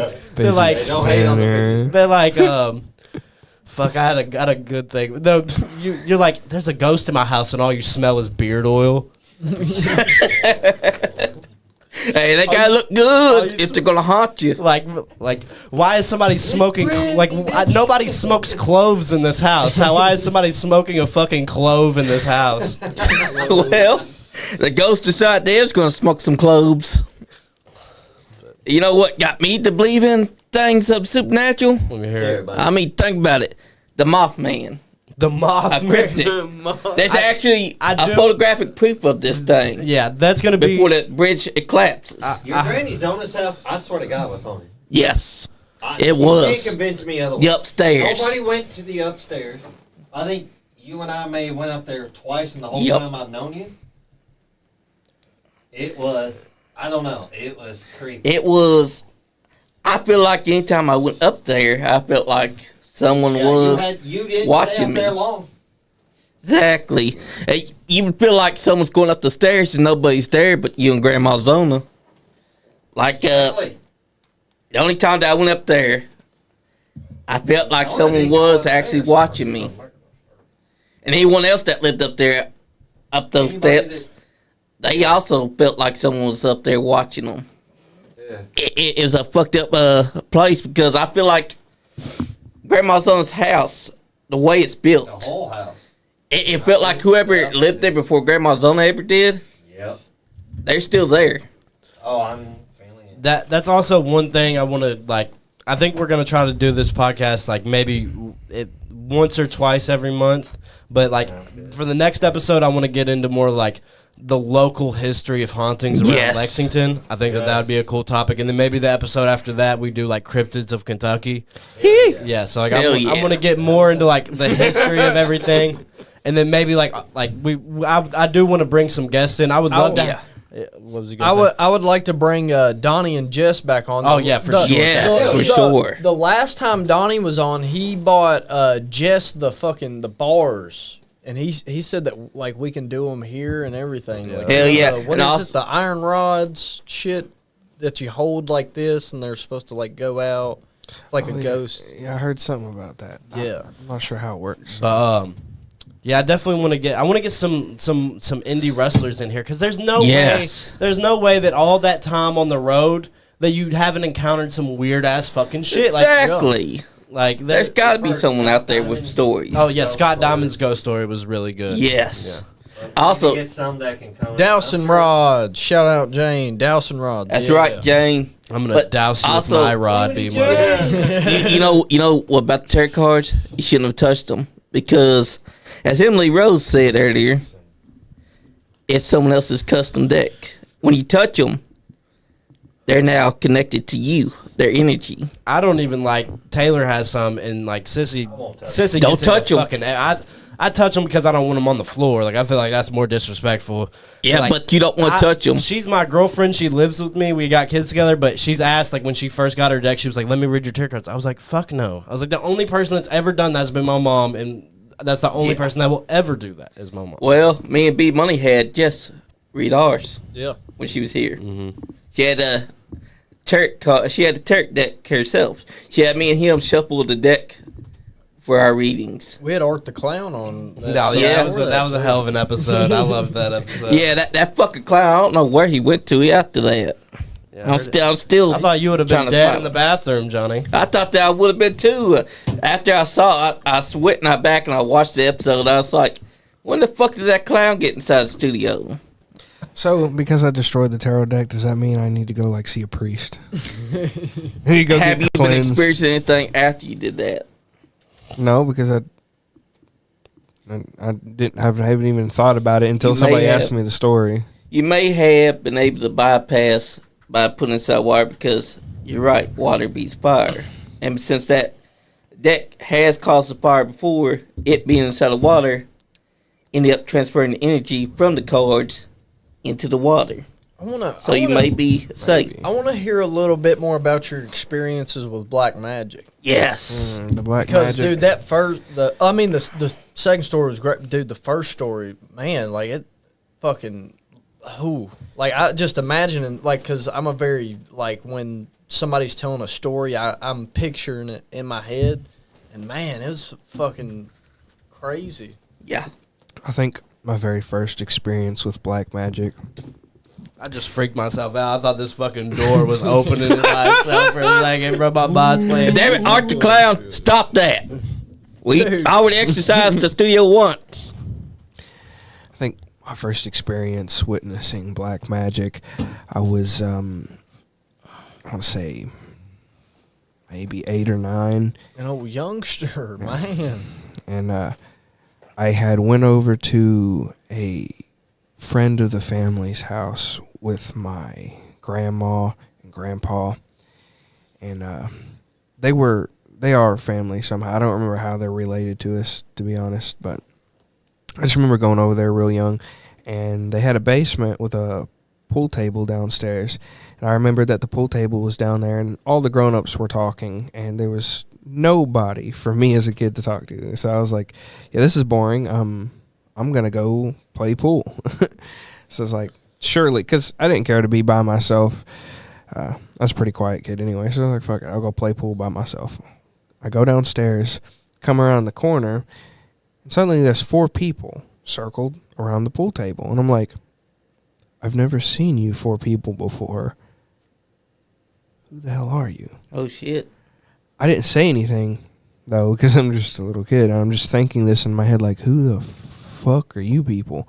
And they were 4 darkly attired, three guys and a girl, and they were all in these dark attires, like almost like robes. And the guy that seemed to be the leader of these 4 people had a hood on. He had a hood up, like a robe hood, you know. And I thought it was a little bit odd that these 4 people weren't playing pool, but they were on each perfect side, squarely around the pool table, and they all turned and looked at me at the same time, and we didn't exchange a fucking word. Not a word did we exchange. Little 8-year-old me and a bunch of, I don't know, anywhere from 18 to 20-year-old people chilling around this table never seen before. No idea. Don't think they're family. But they look at me. I look at them. We say nothing. I go and sit down on the couch because I'm now intrigued at this point. They didn't tell me I had to leave, so I'm like, fuck it. I'll go sit. We're trying to sacrifice a raccoon, and here comes somebody's bitch ass kid coming to fucking play the pool. You should have shot a couple cues while they were doing this. Their first thoughts would have been, "This motherfucker's interrupting our sacrificial lamb. We're gonna stare at him. Maybe he'll leave." Nope. He instead goes, "Nope. I'm gonna just I got my sit right Game here." Boy right here. I think I'm gonna watch. Yeah. And I just sat down on the couch, and I did. That's exactly what I did. I just sat down back on the couch, and I stared at each 4 of them like this. I didn't have a beard at the time. You were stroking your beard that you were gonna get. His imaginary beard, like, huh? Beard. What are y'all gonna do now that I'm watching y'all? What are y'all doing? That's when I began to witness them. They went back to being in this squared circle around the pool table and chanting very lowly. This is when I could start to hear them chanting something. I believe it was Latin, what they were chanting, Leon, because it was not any type of English, nothing I could understand. Maybe ancient Greek, perhaps. Ancient Greek, Arabic, maybe could have been Arabic. It's more than likely Latin, though. Yeah, I was just just from the memory of what it sounded like in those hushed tones, I think it was Latin. But they were all doing this chant together, and the main guy, he points at the girl, tells her to come over. So she does, and he whispers something to her, and they talk back and forth for a second, and then they both go to the bathroom. And I'm like, as a kid, I'm like, oh great, I wonder what they're gonna do in the bathroom. But they were only in there. They were only in there for like 15 seconds, right? And the dude comes out, and he was wearing a backpack, but now it's clear that as he's walking out, he was either taking something out or putting something into this backpack. And then he just slides it back onto his back, and they all return to the position. The girl and the guy come out, they go back to their spots on the table. The chanting resumes. That's when all 4 of them put their hands on the triangle piece that centers the balls. And as they're all chanting, they all have their hands like this, 3 fingers each, on a corner or a piece of the board, as they all hold it together, as if we were all had our hands up. Yeah. And they chant as they close the balls together. And they're all just holding their fingers on it and chanting in this low tone. 1 second. Do you think that they were part of a pool team and they were trying to do some dark magic to win their Dark next magic tournament? pool That's victory. right. Help us win with this almighty We need Ouija to look. board. We need to look into the 2010 World Championship Yes. of pool. I think. Yes, we do. Does anybody have records on this? Can anyone confirm? Somebody was sacrificed that day and they had to forfeit, so that's why And they let you watch because they know that you're just a kid and that no one's going to believe you. Their training, they would have. Yeah, they would have won it all if Kenny wasn't there. If it wasn't for you meddling kids. But continue. What else happened? Sorry, buddy. I had to get that in there. That's hilarious. Or it was the Undertaker because remember, always Undertaker was the the Ministry Undertaker. of Darkness, The Latin Ministry speaking. of Darkness. But it was really Vince McMahon. Yeah, it was me, Austin. It was me all along. Dude, Christopher Daniels, but he was too damn short to fill a role. Which I'm not gonna lie. Can you confirm, Kenny? Were one of them short? Shut up, Johnny. They were of average size. I believe one of them was a shorty. Oh, Christopher Daniels. Christopher was there. Can confirm. No. So we're going back. They all had their fingers in this weird, like, triple fingered pattern where they're all holding it, but with only 3 fingers, and they're lifting this thing. They close all of the balls together, and they continue this chant for at least 2 more cycles of what sounds like the same thing. And then they begin to slowly lift this triangle up towards the air, continuing the chant. And they're all just holding the triangle above the table, chanting. and I witness every one of these pool balls simultaneously slowly spread and go to their own pockets and all drop in each fucking pocket one after another, slowly by themselves, just bloop bloop bloop bloop bloop bloop, and then they just bring the pool thing back down, place it back on the table, finish 2 more cycles of the same chant, and then they lift their fingers. They walk away from the pool table, walk out the back door into the backyard, and disappear from my life forever. Who are you people? Like, what were you doing in my family's house? Black magic ritual pool for the 2012 World Championship. That's how they won. Like, dude, who are these people? Should I tell them the story that we have together at work? Oh, Do it. tell us. All right, so at UPS, we get 1 fucking break a day. Never 2. Is it a 30 or? It's a fucking 10. It's one 10. 10-minute break. Actually, don't lie. It's an 8-minute break because they will shave that 1 minute. Yeah. Get your fucking ass back in there. You only have 10-minute break. How long are your shifts? Like 5 hours. Oh, okay, Yeah, it's like a okay. part-time That thing. We makes work sense. 5 days a week, 5 hours usually. But so we get 1 fucking break a day, and the break hits like normal. I work at the back end of the building. Kenny's on the lane right next to me. Yeah. So this day, Kenny doesn't come out to break, and I go out there. And for some reason, it's weird because there was only like a couple people out there, which usually break is fat as fuck. Like it's fucking 100, not 100 people. Like at max, it can be like 20. Yeah, it feels like 100 people. It's a small area, probably the size of this fucking room is the outside break area. And I remember I'd been trying to quit smoking cigarettes, and so like I just sit there and talk with whoever's at the break table. And before I leave to go back into work, I look at the person. I'm like, "Hey, I'm happy with myself. I didn't ask you for a cigarette today." So that's Nice. Yeah. So we go back in, and I just go and I sit in my chair. It's like 8 o'clock. It's the end of the day, and 30 minutes goes by. Everything in the building shuts back down. You hear the supervisor break, and I'm like, "What the fuck do they mean? We just had break." And like I said, we never take unless the whole fucking building shuts down. Yeah. That's the only, and they'll still. They're shaving those 2 minutes of our 10-minute break to make you only be on break for 8 minutes. There's not a singularity in the universe. A black hole wouldn't stop UPS from running, dude. literally. Like, you could have half the building get wiped out by a tornado. You'd be lucky if we weren't working by the next end of next shift. The electric wouldn't be on, but we'd be fucking peeling labels and putting bags in the bag carts. Type So shit. they yelled break after you just had a break. Yeah, they yelled break after we just had a break, and I go out to break, and this time Kenny comes out to break, and he's like, "Fuck, man, like I don't have my fucking lunch. Like usually I eat lunch on fucking break." He's like, "I just ate fucking lunch," and I look at everybody at the break table. I'm like, we just fucking had break, and everybody's like, "What the fuck are you talking about, Leon? Like you're fucking crazy." And I'm like, "Give me a fucking cigarette." And I look at the person I bumped the cigarette. I was like, "Dude, we literally just talked about how I'm doing good because I didn't ask you for a cigarette." Yeah. And everybody's like, "Leon, you're fucking tweaking." And that's when I look over at Kenny, and he's like, "Nah, we definitely had break." No, look at me. Ashley's saying whatever. She's like, "Oh no, you're tripping, Leon. This is the first time I've had break today." And then they say whatever, they add whatever. There's like 3 or 4 different people sitting at the same table as us.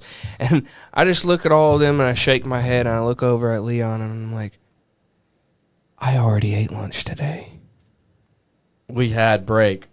We definitely had. I feel like in a split moment of time, y'all were inside alternate universe, and then y'all came what's back. What's crazy about that is at the beginning, Leon, I remember the first break we had because I didn't go out to the lunch table. I sat exactly where I was, ate my fucking lunch that I didn't have at the second break. I ate my lunch at the first break, drunk my water, and just sat there and enjoyed my little 8-minute break. And the second time when it hit, not even what felt like maybe 30 minutes later. That's why I went remember out. how I said earlier it was like 8 o'clock when break ended. When I looked back at my clock, it was 7:30 again. Yeah. I think that you were experiencing. But what was you saying again? Yeah. It was like a 30-minute reset, like a time loop, because I remember the same thing. I looked at my clock and I was like, there's there's no way it's 7:30. We just took break, right? Like what? I remember it being 8 o'clock. Then we take the second break, and I went out, and I didn't say anything to nobody because I'm already very far in my own head, right? So I'm thinking to myself, I'm like, nope, I'm just tripping today. There's no way that we've already taken the first break. And but I look me at frantically connecting dots on a fucking board, like, dude, I'm looking at my empty. yeah, like the guy on Always Sunny. Yeah, that was literally me. I'm looking at my empty lunch bag, and I'm thinking, I've already eaten my lunch. Maybe I thought it was break, and everyone else just kept working, and I'm just like brain dead, I guess.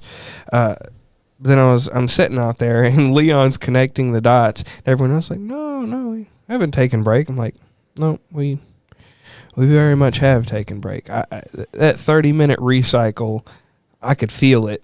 Like, you ever felt a deja vu event where everything just starts to like tilt? Like, dude, that guy's going to walk out here right now. That guy's going to walk out this door right now, and he's going to fucking open up his pack of cigarettes. He's going to light it. Like, I remember I said something to that extent. And that's not, holy shit, dude. I remember that because you looked at Ashley, and you're like, Ashley, I'm not tripping. Kat, you just heard Kat agree with me, right? And Leon said, Kat, he's that dude. He's about to walk out here and light up a cigarette. And I looked at Leon, and I was like, I've already eaten my lunch. Let's see what happens. And they don't know. They have no fucking idea what we're talking about. They're like, blah, blah, yeah, blah, they're blah, at this point. At this point, they're just mummering along with their own fucking world of life events and all a bunch of fucking politic and all this fucking workplace sucks. Yeah. Fucking douchebag McGee done fucking blew up the bathroom. Like, everybody's just talking about whatever they want to fucking talk about. Me and Kenny are still just like, They have no idea, right? And that's when dude kicks the door open, slides out to the left, pulls out a smoke, lights it up, and I look over at Leon. I'm like, "Yep, there's something up today, buddy." yeah. I put this on my fucking kids that this happened. Like this, like all the other ghost shit, it can be debunked here and there, whatever. But that shit, weirdest experience of my life. I think that y'all experienced a time loop because y'all know that y'all had a break. That deja vu feeling coming back in was very strong because I was like, I've already done this work, and now I'm doing literally The same exactly the same thing. And then the supervisor, I was like, oh, she's going to come say the same fucking thing to me. And she does. She comes over and she's like, yeah, I'm going to need you to move over here because so-and-so is doing this, blah, blah, blah, and that. And I was like, I just stared at her like she was a ghost. I just fucking stared through her like this. And what was even weirder is, like, you know how I said that, like, there was a 30 minutes in between the first break to the second. Yeah. I don't remember anything that happened in that 30-minute period between the first and the second. I remember I went over to my chair because I got a fucking rolly chair back there, and I just sat in it, played on my phone. It was like blank. It was like fucking blackout. Like nothing happened in that 30-minute period, and then we're just back at break. Yeah. Weirdest experience of my fucking life.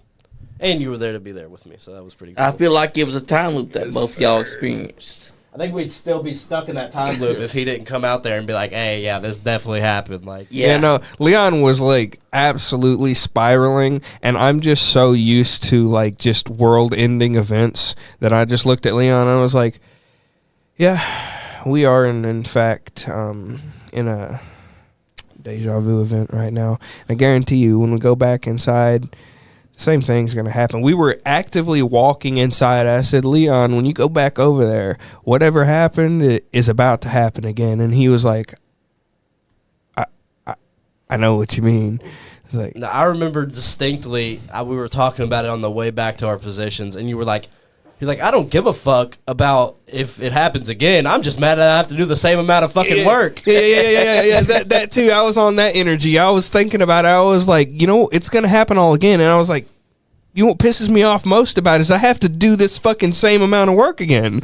He's like we were supposed to be going home right now. Yeah, I mean, by my logic and time, I would be fucking leaving right now. But we're Emily Rose said this about y'all's experience. She said that what that sounds like is deja vu. Some people believe that that's where two universes connects. So you and another universe just did that, and you and our universe is now doing it.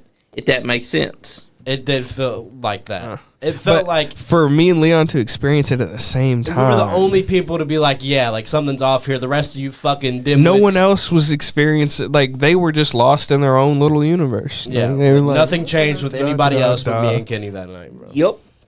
Yeah, Cause y'all experiencing. that Where was you you from at there. on the first break though? Did he you was take it? he was sitting. I remember distinctly walking out to the break table and seeing him just like sitting on a thing of totes, just like eating his lunch. Yeah, I mean, With nobody else on the lane either, because when we go to break, everybody just scatters, basically. I remember when the first break hit, I didn't even leave my area because it was like we were getting slammed that day. That's why I was also so pissed off. I was like, I got to do the same amount of fucking work. Getting fucking slammed. And I was like, I'm not even going to make it. You already know they're cutting those 2 minutes off our fucking 10-minute break, right? So I sat right down on that lane and start eating my lunch. That's why I clearly remember I fucking ate I had very little that day, so I just ate my little PB&J and my little chips or whatever it was. I was like, all right, that's all my lunch. I'm staring at an empty bag, still hungry, staring at an empty bag, and the 8 minutes goes by, get back up, start working, and I'm thinking, all right, 30 minutes to an hour, I'll be going home. Awesome, cool. That's when the second break is called, and I look at my phone, and I'm staring at the clock. I'm like, there's no fucking way. It should be, like, going on 8:30, almost 9 o'clock right now. But we're going out to break as if it's, like... 7:45. Yeah, 7:45. Like, what the fuck? So I head out this time to break with an empty bag, but I'm not saying anything. Because I'm just thinking to myself, I'm staring at this empty bag, knowing I just ate my break on lunch and I'm still fucking hungry, and it's making me angry because I'm going back out to lunch like I didn't just eat lunch. So I walk out, sit down next to Leon, and Leon doesn't say anything at first, but I can see he's just like, his wheels are spinning too, dude. I look over at him like, yo, what's up?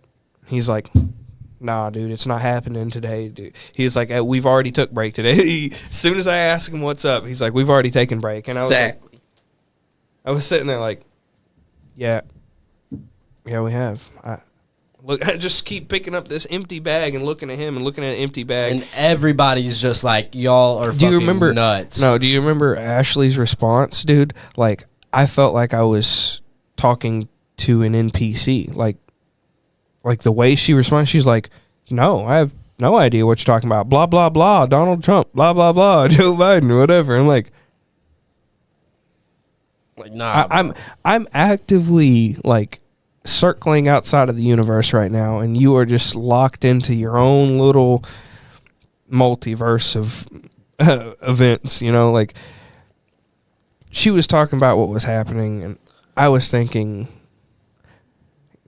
why am I stuck in this time loop if something major hasn't just happened? The only time I've experienced these time, and I've experienced other different type of time events other than the time I've loop. only done stuff like that on mushrooms or acid. No, I've experienced some fucked up shit with time on nothing.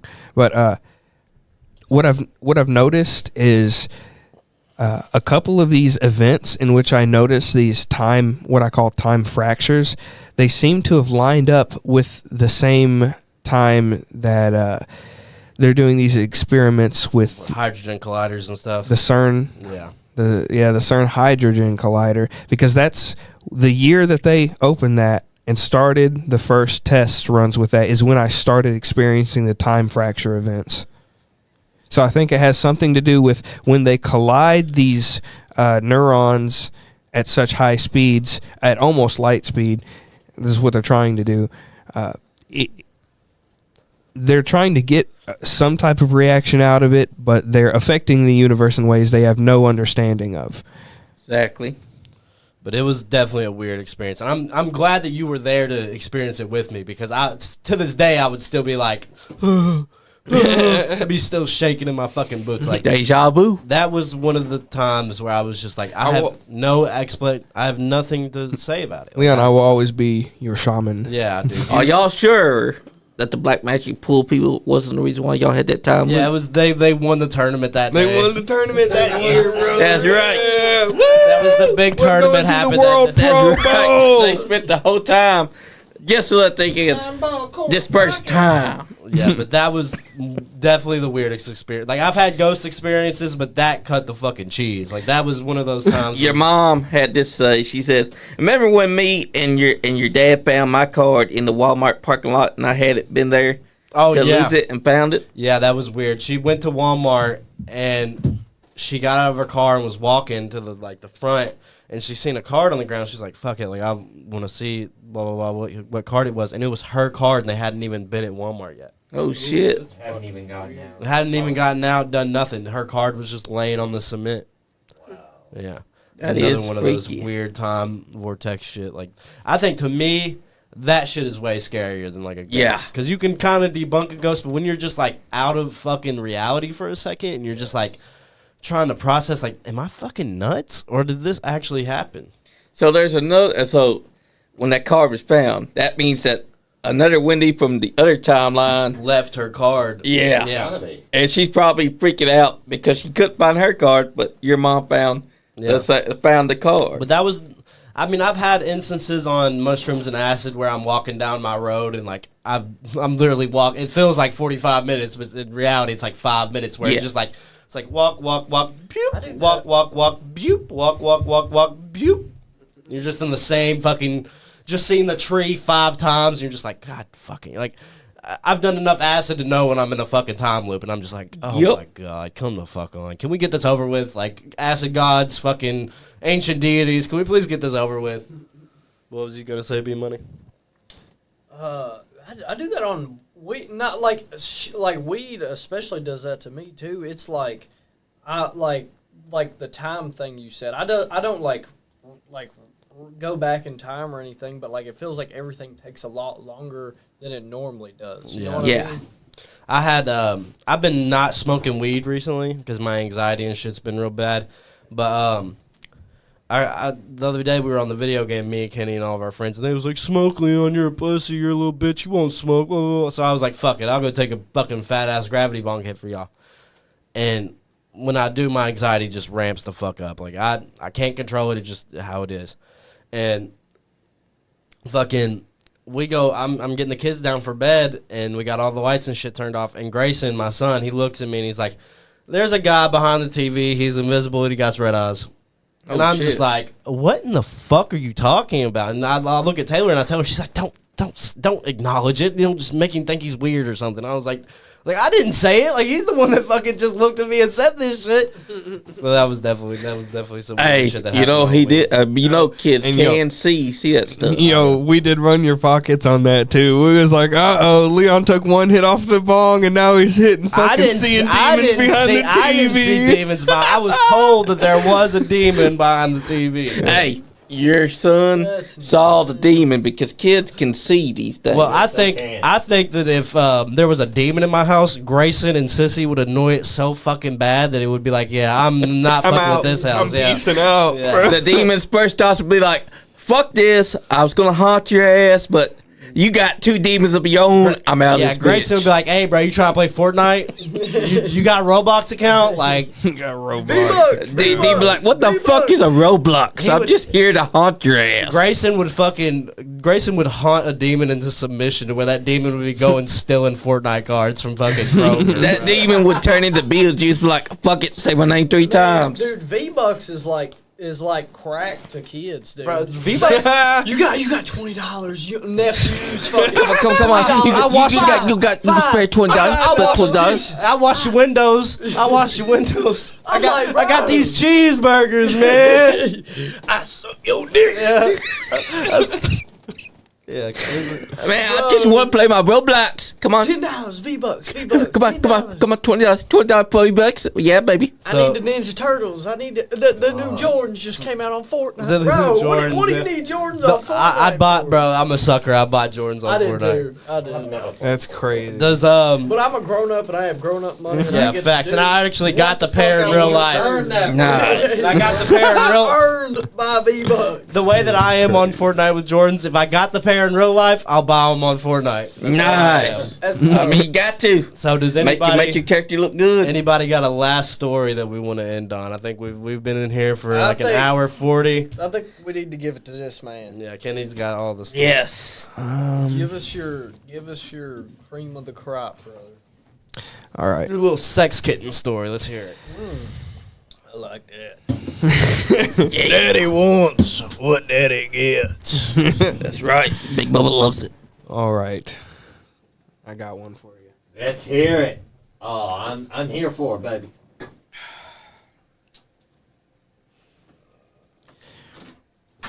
There he is. I need to get a water. All right, so there was a night that me, a cousin, and a friend of mine went down to a property of his down in Wilmore. He doesn't own them. Wilmore, Kentucky. Yeah.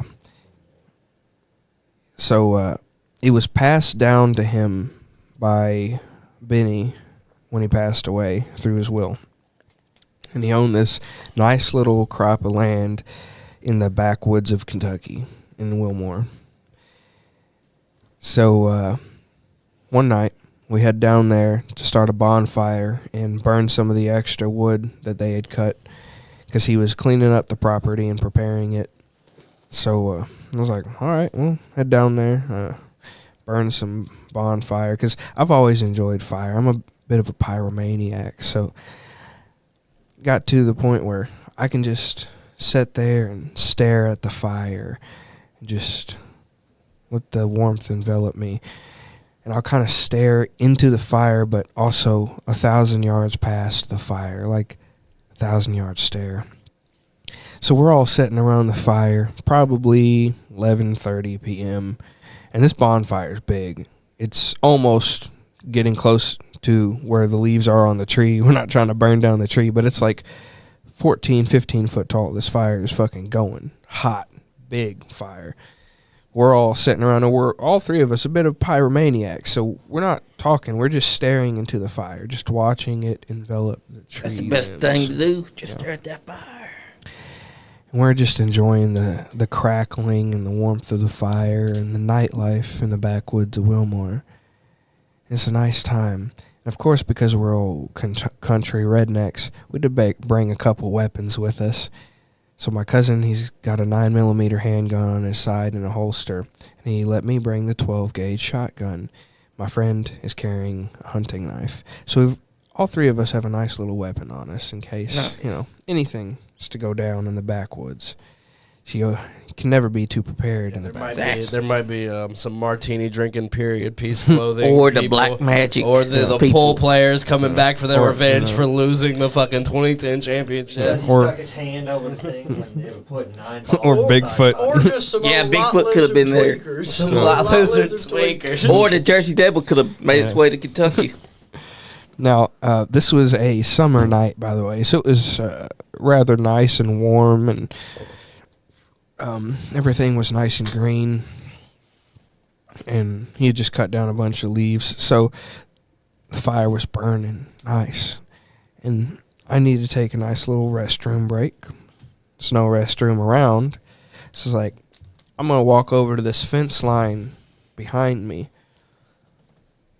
All I said, I got up, I was like, I'm going to go take a piss real quick. So I walked back to this fence line about 25 feet away from where the bonfire is.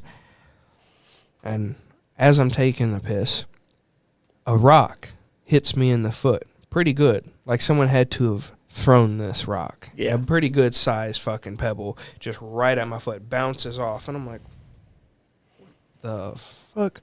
So I finish up, I turn around, and I stare at my cousin. I'm like, did you just throw a fucking rock at me? And then he laughed and goes, no. And I look at my friend, and I'm like, no, am I serious? Did either one of you two just throw a rock at me? And my friend very seriously goes, no, neither one of us threw anything at you. And I was like, okay. Turn back around to face where I assume the rock now has to have come from. And what I'm met with is something very, very tall and big and white. The only thing I could describe this is like a white Yeti. Dude, it was just white fur and standing well much taller than me, like Andre the Giant in white fur, dude. I'm like, Yeti Bigfoot. bro, yeah, like Yeti Bigfoot, but we're not in the winter mountains, bro. We're not in Russia. We're not in not in the fucking Russia. Himalayas. We're in summertime backwoods Kentucky. Exactly. So what's Mr. White Yeti doing? And he is Hold on. I think there's Bigfoot's been hitting the slopes. Yeah. hitting the slope. He's been skiing down them. Or him and Scarface have gotten into a little encounter and they've puffed all the Exactly. nose Got knots that- off. the cocaine bear rolled up on him. The cocaine bear rolled up on you. Yeah, dude. I'm sitting here looking up at the bear thing, I'm thinking it's a bear, and I'm trying to see its face, and I can't really see nothing but just this white fur.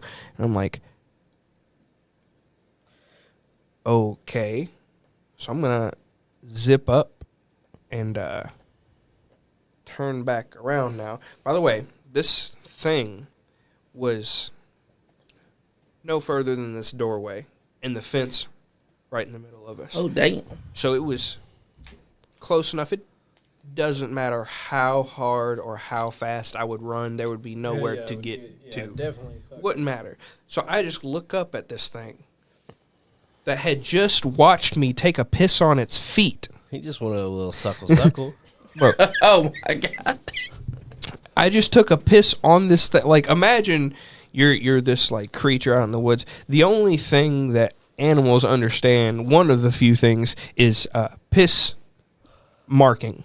Piss markings, this is my territory. Yep. I literally, a tiny little motherfucking creature, just pissed on the foot of this big-ass giant and was like, this is my territory. That's like a chihuahua pissing on a fucking pit bull's Oh, feet. shit. And pit bull's just staring at it like,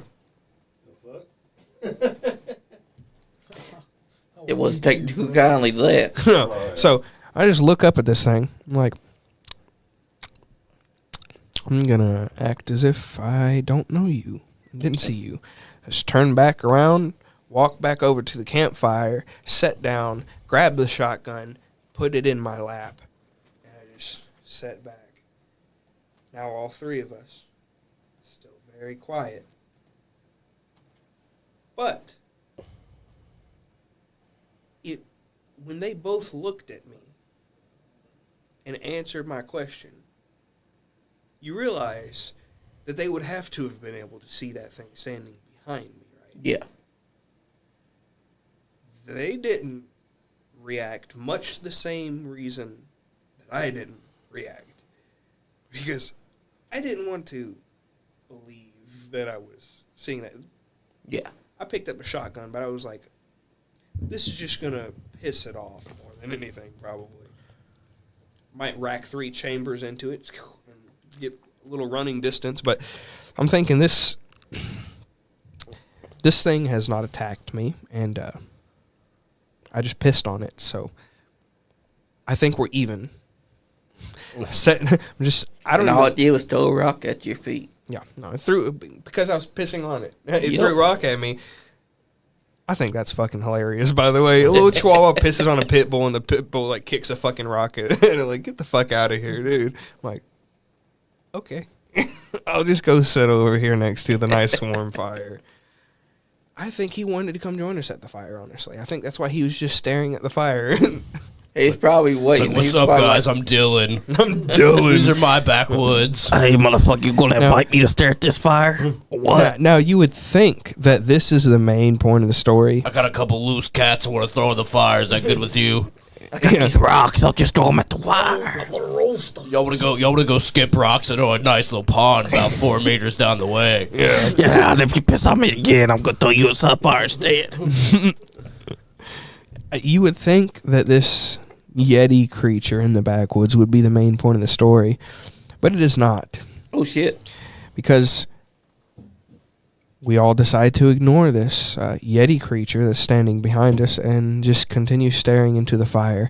But it doesn't take long, not even 5 minutes goes by before we hear an ear-splitting scream of horror, dread, just a woman, blood-curdling scream. This pierces through the night. makes me jump up immediately. And I'm sitting here with a shotgun, like fucking tight, dude. I'm like, what the? All three of us look up into the attic window of this old ass house on the property that he inherited. This house being over 100 years old. You can't even get in the back way because the roof has completely caved in through the back of the house. So there's only one way into the house and one way out of the house. We look up into the attic window where this screaming is coming from, and we see the face of a woman pressed up against the glass, and we see someone's hand grab her hair and yank her back away from the window, and her scream is immediately cut off, like mid-scream, just cut off.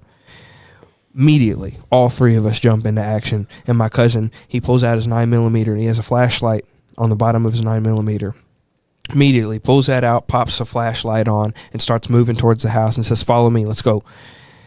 I roll up right behind him on his right shoulder with the shotgun, and I'm watching in the back door, which doesn't work because, for one, the roof is caved in, but for two, the door would have needed fixing to be able to open. So I'm sitting there looking through the windows in the back door with a shotgun to see if there's anything like peeking out, some guy trying to run out somehow through the fucking fence or through the ceiling, which you'd have to. There's no way that any person would be able to crawl through the fucking ceiling. There's just no chance. I mean, there's nails and wood and it's decrepit, falling to pieces anyway. There's no chance, right?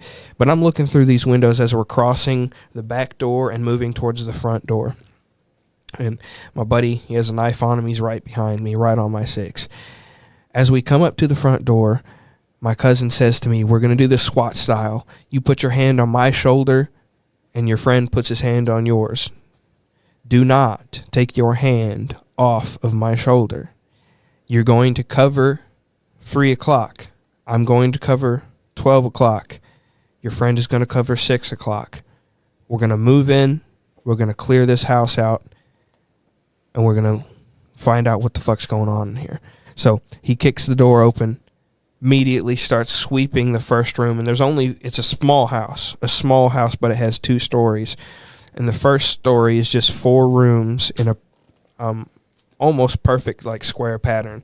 We're entering the first room, which is a little living space, and then past that is the kitchen area. So as soon as we open this door, I can see into the kitchen where the roof has caved in through the back. He flashes his light to the kitchen, and immediately I see what looks like a face just hanging out inside the caved out area of this caved in roof. No person would be hanging out in the rafters of caved out roof. Yep. Dude, there's no chance. But I seen this fucking face and just the 2 eyes gleaming. You know how eyes gleam when light hits it? That's what I seen, the 2 eyes gleam, and then I could just see a face and a smile. Just the lips, the eyes, and the face shape of a face. It is a super white face. It's like blanket cold white. But he flashes through the kitchen. He checks through here. I don't know if he's seen it or not, but he continues moving forward, moves up to the corner, and clears the secondary room and then the 4th room. In one clear motion, about 30 seconds, we're able to clear the entire first floor. Now, mind you, this is backcountry dark. Absolutely pitch black. Where his flashlight is shining, you can see. Past the line of his flashlight, absolute chaos, darkness. I can't see my friend. All I can feel is his hand on my shoulder. I cannot see my own hand in front of my face. So whenever he moves the light this way, my shotgun is pointing at darkness. Nothing but complete. I can't even see the shotgun. No fucking idea what's in front of me. It's dark, chaotically dark. One of the darkest places I've ever been in. That house had some type of blanket darkness in it. So he clears the 4 rooms on the first floor, and we move into the back corner room. He doesn't even address what the fuck was in the kitchen. Yeah. We go to the back corner room where there is an old hand-built wooden staircase. Some of the stairs have completely rotten out, so you have to step up and over. The second stair completely rotted out, not even there. The third stair cracked all through the middle, and looks like if you put too much weight on it, it just will snap right through. So you got stair 1, you can step on it. Stair 2, nothing. Stair 3, enough weight will crack it. So immediately you're like, you have to like press up on the walls and spider climb, because I'm a rather heavier dude, and my cousin's smaller. He's a smaller built dude, so he goes up with a handgun immediately. Well, before he goes up the staircase, though, he says, y'all stay down here. Don't follow me. Stand right next to each other. Don't move. Stay in this room. And I was like, fuck, I don't want to fucking stay down here, but all right. I don't want to stay in the darkness where I can't see jack shit from nothing, but all right. So he takes the handgun and he goes up the staircase, and he's lightweight and quick and small. So plus he's only carrying a handgun. He's able to get up the staircase rather quick. And when he gets to the top, all I hear from him, and before I quote this, he's always been a very spiritual, religious person. Yeah. Never heard him cuss before this. Never once heard him say a bad word, not even damn. Like, the most he'd be like, dang it, you know? Like, I hear him get to the top of the stairs, and he said, what the fuck? And I was like, what? What's going on? Are you okay? Are you good? What's going on? No answer. And I'm like, fuck, dude. I'm sitting here with my buddy, and like 10 seconds more of just silence goes by, and he's standing up there by himself. The only light is produced that's in that attic. I'm like, fuck, I can't sit here any longer. I'm going to see what the fuck's going on up there. I told my buddy, I say, you stand here, don't move, I'm going up. I take the shotgun, and I one hand and I lean it against the wall with one hand, and I use my other hand to press up against the wall so that I can hop up and try my best not even to use much weight on the third stair. So I like push up, put a little bit of weight on the third, and jump to the fourth, basically. I do a big hop to the fourth stair. And luckily, didn't fucking go through the damn staircase on my way up. So I get up to the top, and now the only thing you can see is his waist down, because he's dropped the handgun like this, and it's just pointing at the ground. So you can see his waist, and then you can see the ground and the area around where the light protrudes through the attic. Yeah. What I seen when I got to the top of the staircase, immediately, I seen a bed upside down, flipped over, the bottom pieces all pointing up towards the fucking sky, pillows and blankets flung about, scattered all over the place. And I see my cousin just standing there in complete and catatonic state, unmoving, unspeaking, just light, staring at the floor, looking at what's going on around. So I'm like, well, I can't be having this. So I tap him on the shoulder, like tap, tap, tap, and he doesn't move. So I'm like, all right, well, I'm going to step past you. Don't fucking shoot me. So I had a shotgun. I was like, I'm right here. I'm going to step past you. And what was in front of me was the brick chimney, and behind the brick chimney, hidden, was the window in which we saw the girl's face get yoinked away. So at this point, we have not completely cleared the attic. You can't see the window. He just got to the staircase, seen everything flipped, and went catatonic. Oh, right? Shit. And I'm afraid he might snap out and, like, shoot me in the darkness or something. So I walk up, I'm like, John, hey, you good? Look, I'm gonna move past you, all right? I'm gonna move past you. I'm gonna check past this brick chimney. Don't shoot me, all right? Doesn't say fuck all, not a damn word to me. So I pull up the shotgun, and with a little bit of light that's just beaming off the ground, I move up and I clear, and I can see the window. I don't see nobody in there. And I clear the rest behind the chimney. Like, fuck, there's nobody up here.